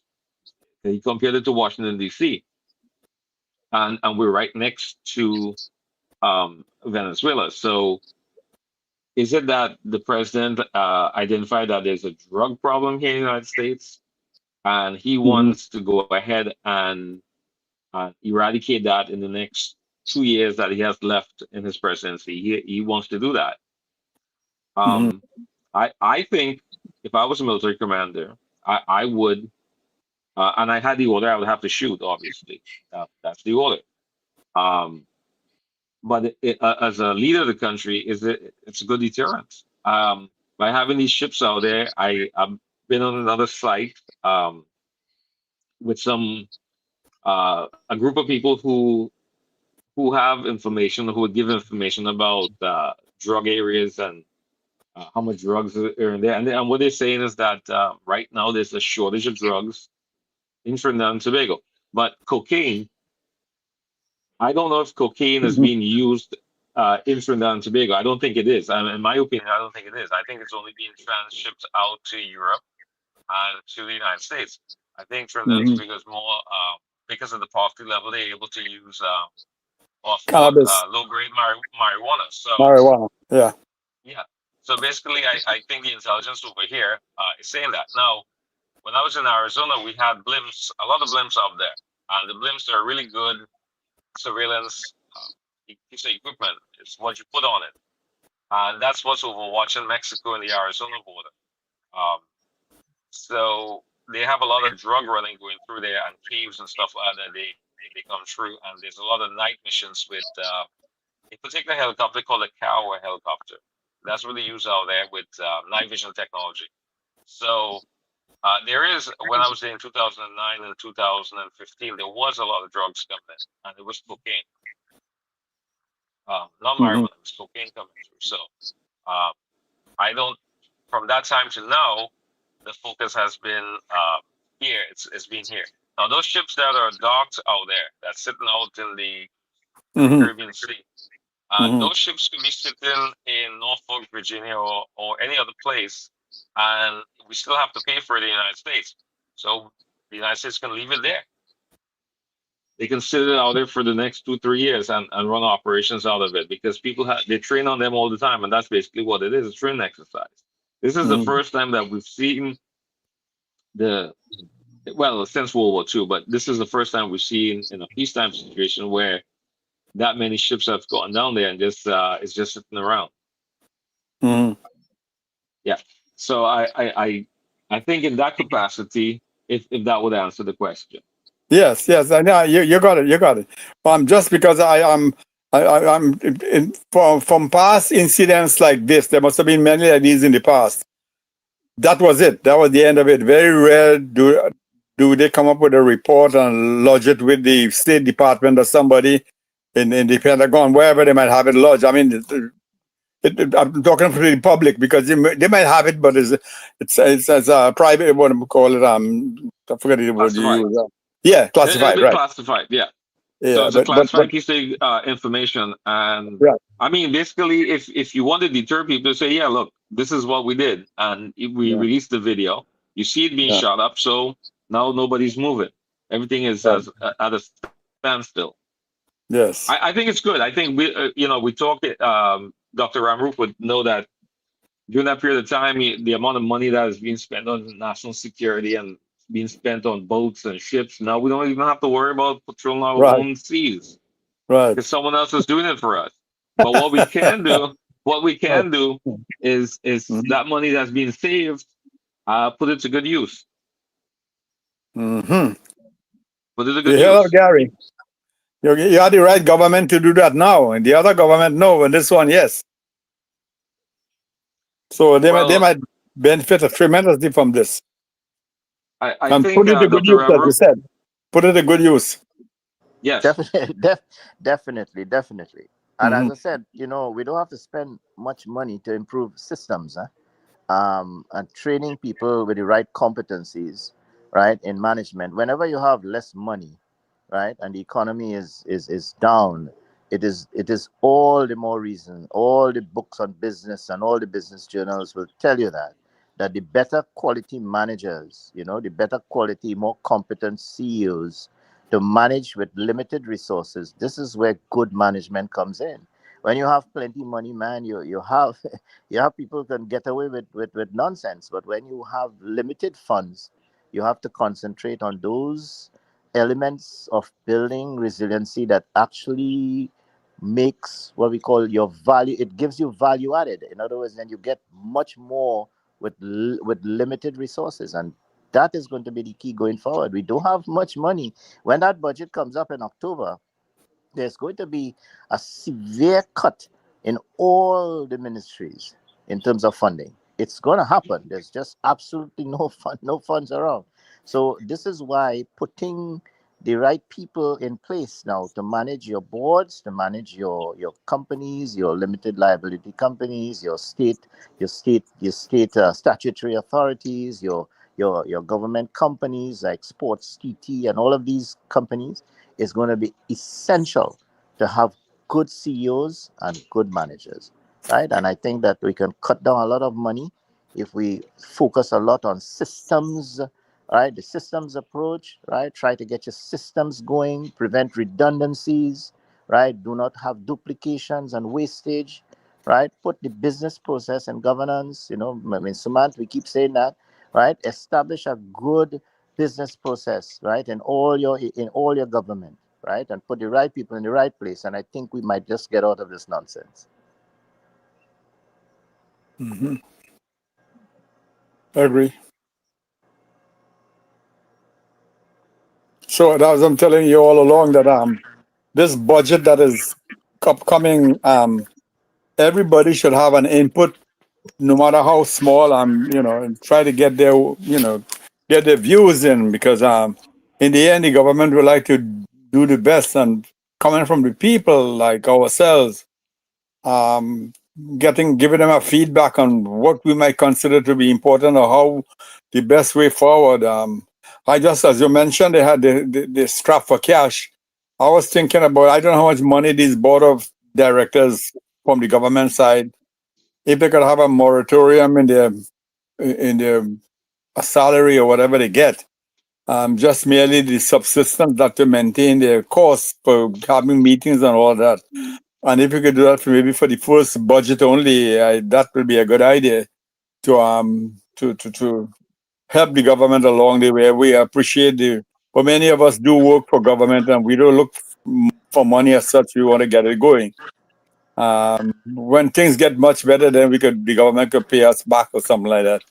I'm just thinking along those lines, because you said, I know we'll have a problem with cash flow in the coming year, but they're going to meet it, because from the kind of policy they are adopting and the way they're looking at it, they have to be very careful on how they're going to treat with the people who are on the lower end of things. And most of them are not their supporters, but they could make it very difficult for them to manage going forward and we could learn from the experiences of the NAR in those years that came down very heavy on the people, and they had to do it there, but the people didn't want to stomach that, and therefore we know how that ended. So we had to be careful with that going forward. But I have more confidence with the current crop of ministers and government than I had for the NAR in the 1986 election, 87. They went about it the bad way, but the UNC must not make the same mistake. One of them is to hold the party together. If they don't hold it together, they have a serious problem. All these things are going to naught if they don't hold it together. With all these big majority that they have, they got to hold it together. So all is well, and all these things that you all are talking about, excellent ideas, and listening to Dr. Ramrup tonight, and hearing Gary, and I didn't hear so much tonight. And the captain, indeed, the Captain Singh, that is a very valuable input tonight. Make it so much clearer for me to see what is happening in the West Indies. I appreciate the inputs tonight, but again, we got to, in the end, money matters most. As you know, I'm a finance major, so I talk a whole lot about money. I like to talk about money. We could talk about it another day, but I wanted to raise an issue tonight, but we'll talk about it another day. It's a little late now. But it had to do, Gary, with what the governor of the central bank is saying today, that there is so much hoarding of US dollars. We know that. I don't know. I don't know why they're talking like this. Is strange. There are things you could do to get the money out, man. Do not without using force. You could get them out. I mean, you could there are many things you could do. You take so long to talk. We're dealing with a syndicated system. And when you say syndicated system, it goes deep, wide, and far. Right? So it will take some work to break. It will take some educating to the public to how to collaborate. So we ain't get started yet, to tell you the truth, but in the meantime, we have mouths to feed who cannot wait another day. We got hungry people. We got people that need jobs urgently, don't have a savings.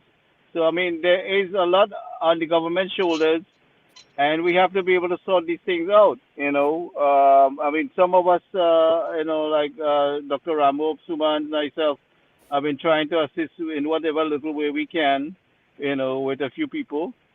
And,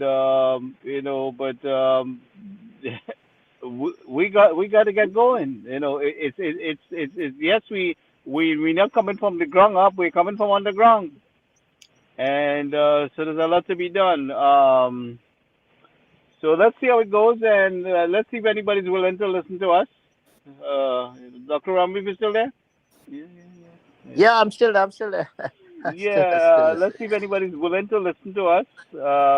I've seen some advice taken. They have not acknowledged they have taken it, but I've seen some advice taken, in things that we have said here many times and repetitiously. I've seen some efforts made, but these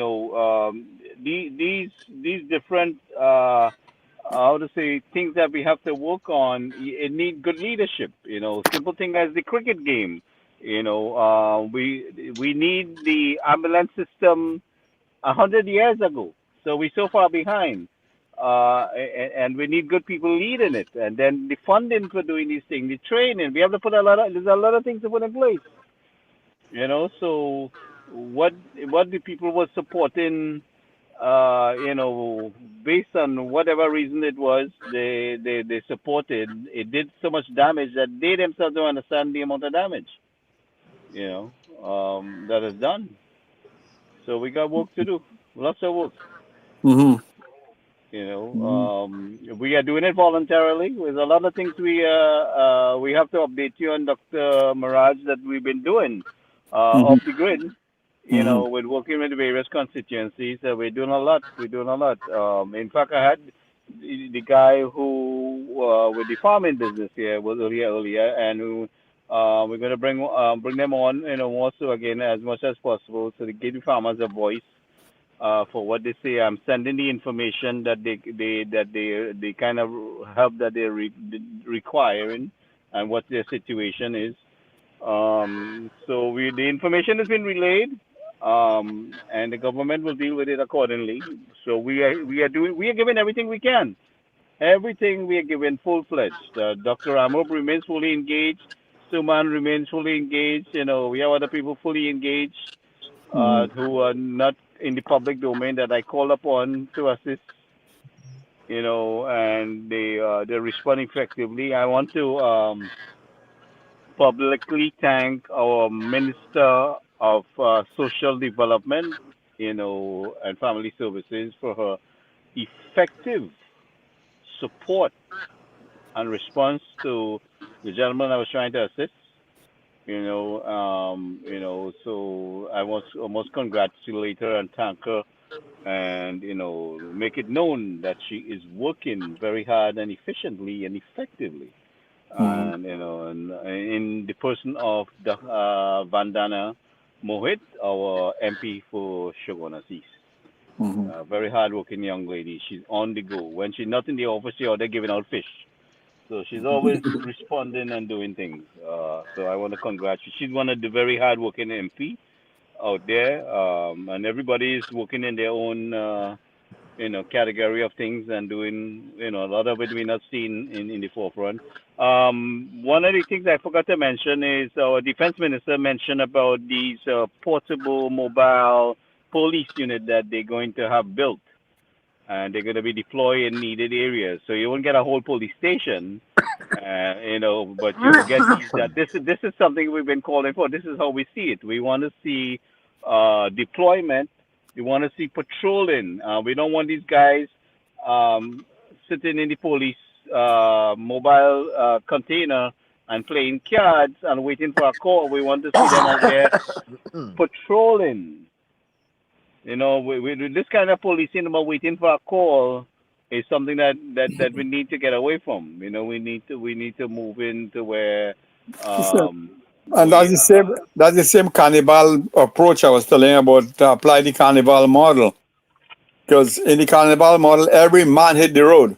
Yeah, every man hit the road, but it's more parading. They're showing a force, but this is more than the carnival model that we need, because you see, even though the carnival model, the police walking around with their baton, the inspectors there, and I mean they're there surrounding the carnival to do, but we need a countrywide deployment. We need effective management. We need documentation. I think we had to get to a point where we document the tour of duty and the whereabouts. In the security business, we have years ago we used to have. Well, I should have transformed it to electronic thing. We have a detector, and you have to scan or punch the clock, so they know exactly what time you did the tour and how many tours you did. So we need something. We need accountability in police tours, because we need the police. I don't need the police sitting in a station. I need the police. No, but I need the police out there. Right. That's the same point I'm making. The point You I'm know? making is that once they hit the beat on the street, crime will be down. That's the same what happened in Washington, D.C. If you have 1 million police outside there, while the police is there, the crime should be down.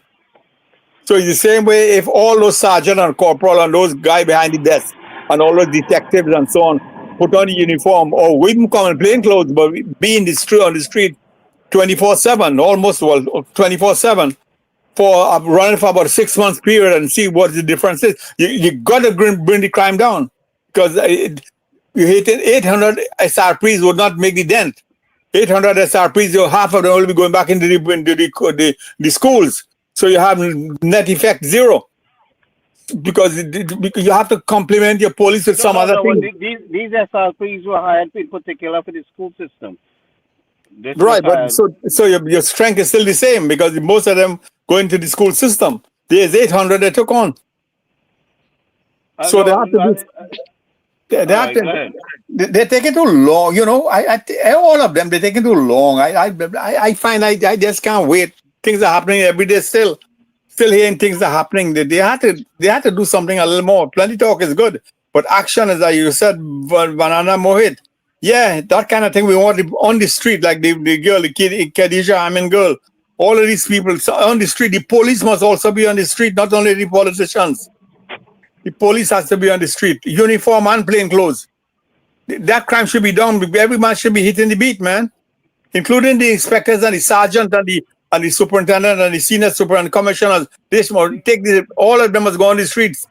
We want them Night and roving day. and checking on the officers. They have to be roving and checking on the officers if they're Do on their something, right? performance. You got to be supervising, also detecting crime. They have powers of arrest too. They could arrest people. So they're taking too long. This thing has gone so bad from the time you was in the force there that it's a hell of a lot to fix. A lot of things to fix. See, I've been telling you all the other day that we should, and some of you may not agree with that, but they're talking about earning foreign exchange, and that's good. They're talking about diversification. They're talking about, no, I was a little child when they're talking about diversification and nothing happening yet. So what I could also do is, how do you import substitution? I hear Larry Hawaii tonight talking about they're not making a dent in the import bill. What is taking so long? And you should see that. First of all, Doc, understand something. For the last 50 or 60 years, right? Our television and programming is American television, right? The people has been mentally conditioned to think a certain way and to eat a certain way and to like a certain way and dress a certain way. So they created a market by pumping those American television shows into our country that your appetite is geared towards spaghetti and meatballs instead of tomato choka and baigan choka. Okay? I have to be real. And that like Riley. You're going Subway and you go in Kentucky or if Kentucky still in Trinidad. So that market, your brain was programmed. So it's not going to be an overnight change because the people, mind is conditioned and they're already spoiled in this way. Do you do an abrupt obstruction of it and cut everything out just like that, or do you gradually work your way out of that? How do we go about it? Do we say to ourselves tomorrow morning there's no more upland grapes and spaghetti and meatballs coming into the country? How do we do this? We have to work. So part of the things that we're doing is that I am working with is in the Toko-San Grande area where we are trying to assist the farmers to get together, bring their issues together so we can have it dealt with. And they are hard-working people who have some obstruction in their way that they can start to mass produce and encourage the production and give them the support, give them the education, give them the financing where necessary, give them the guidance on how to manage their business. And we out here will do what we can to help them promote their products for the export. This is where the diaspora comes in. The diaspora has to work. Every Trinidadian needs to step up to help their country Now let's just promote this wine and jam and dance and fet, and that's the only thing you promote out of Trinidad and Tobago. We are goods there. Help somebody to sell what they're producing in the country outside the country. In whatever part of the world. I mean, they have put some tariff on us here. We need to work around the tariff. Work on the South American end. Work through the Caribbean. Work in the European countries. So we have a lot of work to do, but we have to engage the members of the diaspora, which I have somebody also going to assist me with that, and and get the work done. But we have to engage, educate, and encourage the people. We have to be inclusive. We have an inclusive prime minister, but the whole administration has to understand that inclusiveness. These are the things that we have to work on. Yeah. Yeah. I mean, in the meantime, you have some serious opposition going on there too. In the West Indies. Yeah, well, we see that, obviously. Mm. In 2010 and 2011, they circled the wagon and start throwing out passengers one by one. And then they went for the driver. And the driver herself helped them to throw out some members. We could call the number of them that got thrown out, and unfortunately that shouldn't happen. But now what they're doing, they're going straight to the driver this time. They're not circling the wagon anymore. They're going straight to the driver. Everything pointing back to her. So you could see the model that they're using this time is a little different to the last one. Well, listen to me. They are coming in for the kill, right? And I always say they are the enemy and not an opponent, right? Mm. I also said that we shouldn't be taking prisoners and we should not play nice. So we have to deal with them accordingly. All right? We have to deal with them in a militant way. That make sure that there is no resurrection on that side, because they have caused some of the destruction. And some people are still supporting this nonsense, knowing the fact that all was done to the people. They are so brainwashed and intoxicated into what took place for the last 60 years that they believe this is right, and that they really benefit there. Most of the people are suffering. We don't have a good healthcare system. We don't have a good policing structure. We don't have a good, ease of government business taking place. So there's so much frustration in getting the simplest thing down. We have excessive traffic congestion to get from one point to the other. There's wastage. There's theft. There's thief in the goods in the hospital. The improper management. We had a recently there, like the most recent case today, with a young lady and the father 31 hours in the hospital, and I have to knock on doors and get the minister involved. Right? Thank God we in government that I can get the minister to respond within 5 minutes. Right? So we have so much work to do. It is more than you see. The greater part of this iceberg is below. We haven't seen the real top of the iceberg yet. With the amount of things that the government has to deal with, our government that we supported there. So they need more help. They need a lot of help. I just hope that they choose the right people to help them get in the right direction, as Dr. Rambo was saying. We need the right people in the right place. That's the problem. That's the problem. Mm.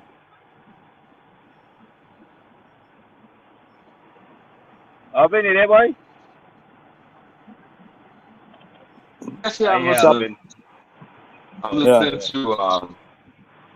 No, I'm not into the economics. I'm not an economics type of person when it comes to how the money is going to be spent.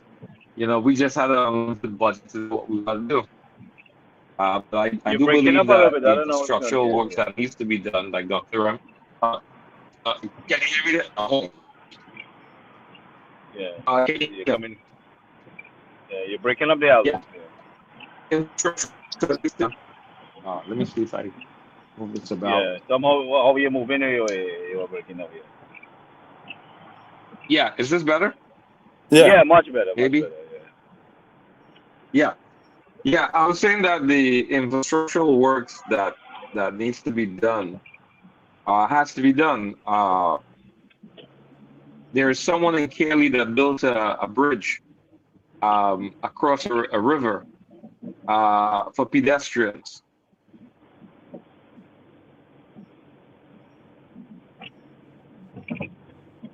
What about it? Hello? Yeah, it looked like we lost him. I don't know if he dropped out there. Yeah. But Yeah, we have the agricultural access rules that the gentleman earlier was speaking, and I showed so many videos of it.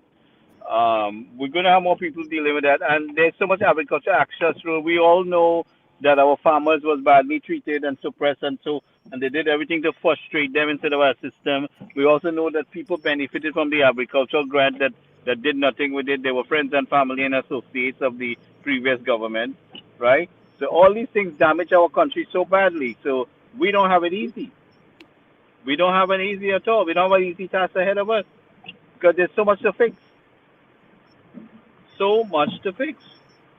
Most of it is not in the public domain with the amount of things we, and plus we're going to be dealing with, like Suman always talk about the PS and the governmental employees there who will be putting spokes in our wheels. All the technical officers and those in Yeah. authority, advisors and so on, the whole chain of command, man. You know, up to this day, they can't get that. We don't know how much money we have. There's no balance sheet on the economy. After what now? Almost 4 months? Come on. They have Ministry of Finance employees who have been here all the time. You don't know what are the figures they're going to give you. Are they correct? Is it representative of exactly what is there? What's the income statement? What's the cash flow? What's the long-term debt? What's the debt in US dollars versus local debt? Who knows what they're going to give the right figures? You know, so I've been clamoring for that from day one. We need to get independent auditors and evaluate the state of this economy because I ain't going to believe these figures. Well, When you are these- physically there now, right? And you have made known that you're there to assist. Oh Right? yeah, whatever way anybody I try calling one or two very influential persons. I said no, they can handle it. They can handle it. Okay, thank you. Good luck. Move on. Okay. So You know, then we will focus on where our help is accepted, correct. Absolutely. and we could still pinpoint what we think that should be done. So this is the way I think we have a lot of work to do in assisting the Toco Sandy Grande area, which definitely needs some help. The people, we have a lot of people there that is in desperate need, and wherever the help is needed, and accepted, we will go. I would like to make that a model out of the project, or the way a model constituency after we're done with it. Our minister, our MP there is the Minister of Defense, and he has a lot on his shoulders.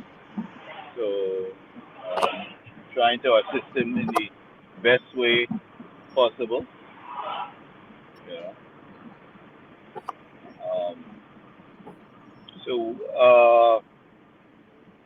Alvin, comes in where security and disaster, and together with Dr. Ramrope there. And definitely we can use his assistance, as we bring certain information to him, So I will add Alvin to the team now that he's back from Vietnam, and so he can get into the conversation, with that. If you Gary, no, it's gonna blow your mind. They have, well, they are now the third world's largest producer of rice, and they have quality rice. I went up into the fields and I looked at how they're doing it. I've seen rice field in Korea back in '97 on the north border of South Korea. That's the north and south border, EMC up there, and all the way down to the shore of Korea. And that's economic prosperity is the Kind of government has breaking to up figure there. out a way. Yeah.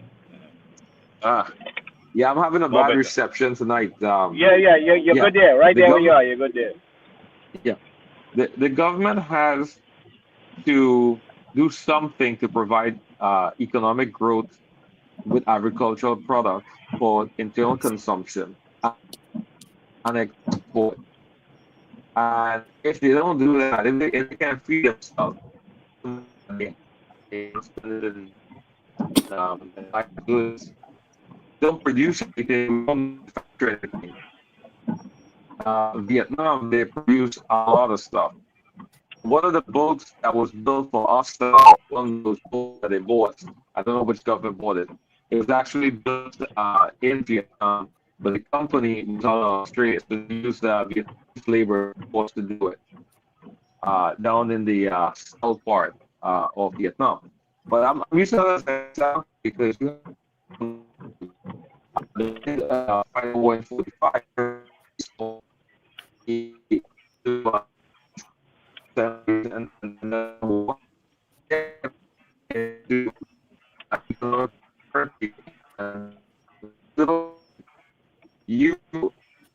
there's no gun culture there. I was there all hours of the night everywhere. Tourism is a big deal.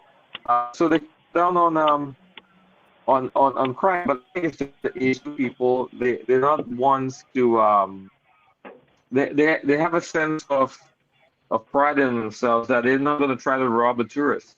They're not going to try to rob a foreigner. They help, but they're not going to try to rob you. Maybe there might be an isolated incident.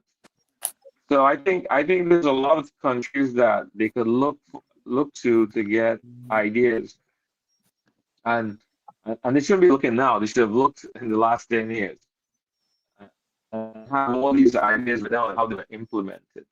But economically, I'm not a economic person. I mean, I have an idea, but I'm not one for running the numbers when we have to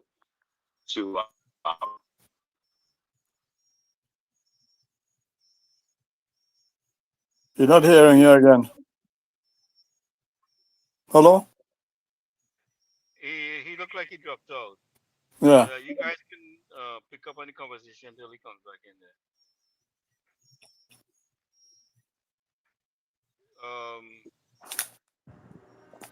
Let's see here.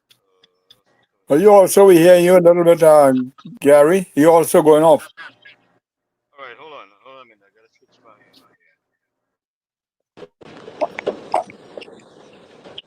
How is it now? Okay, better. Yeah. So yeah, I'm just getting out my car here. Just getting out here. So I mean, like I said, there's a lot of work for we to do. Yeah. And we will. Yeah, he comes there. Yeah, we will go where we accepted. And where we not accepted, we will dust our shoes. What can I say? Yeah, Captain Singh, you're back again. Go ahead, Yeah, Alvin. You're back in I there. live in Georgia area, so where I'm at is a lot of green space. We had ICE raided this large Hyundai manufacturing plant and spent about $5 billion and 2,000 acres of land. And ICE with helicopters and everybody looking for illegal workers. So we've seen a sweep across Georgia as we speak in the last month. So they started on the East Coast and they're going right up into Atlanta. They're checking everybody out here. Mm-hmm. Yep. So Gary, I'll let you guys go on. I'm gonna listen. Yeah. Yeah. All right. So we'll catch up another day, Alvin. Thank you for taking the time. I'm happy to have you back here so we can chat. So Yes. I will bring you up to speed on what we're doing. All right. Yes. Okay, gentlemen. So Dr. Maraj, Dr. Ramrup. Hello? Yes, hi. Hey, Gary, Yeah, I mean, he dropped there. Gary, before you go, did they announce the the annual honorees for Trinidad and Tobago, the Independence Day, or they'll do it for for some time to come? Did they do any of that yet? They announced the different awardees that they get annually. Did they get that yet? No. I didn't hear anything, Dr. Ashford. No, I think they Nothing. normally do that for Republic Day now. Okay. Yes. Yeah. Oh man, Gary know why I'm asking this, and someone might know why I'm asking this question. Dr. Ramav, you may not know, so. And Captain Singh wouldn't know either, so that's all I want to hear what's going on. Okay. We'll talk to you guys again some other time. Good night. Yeah. I didn't Good catch night. you there. I Good lost night. the connection there for a little bit. Okay. Take care, Dr. Miraj. Bye now.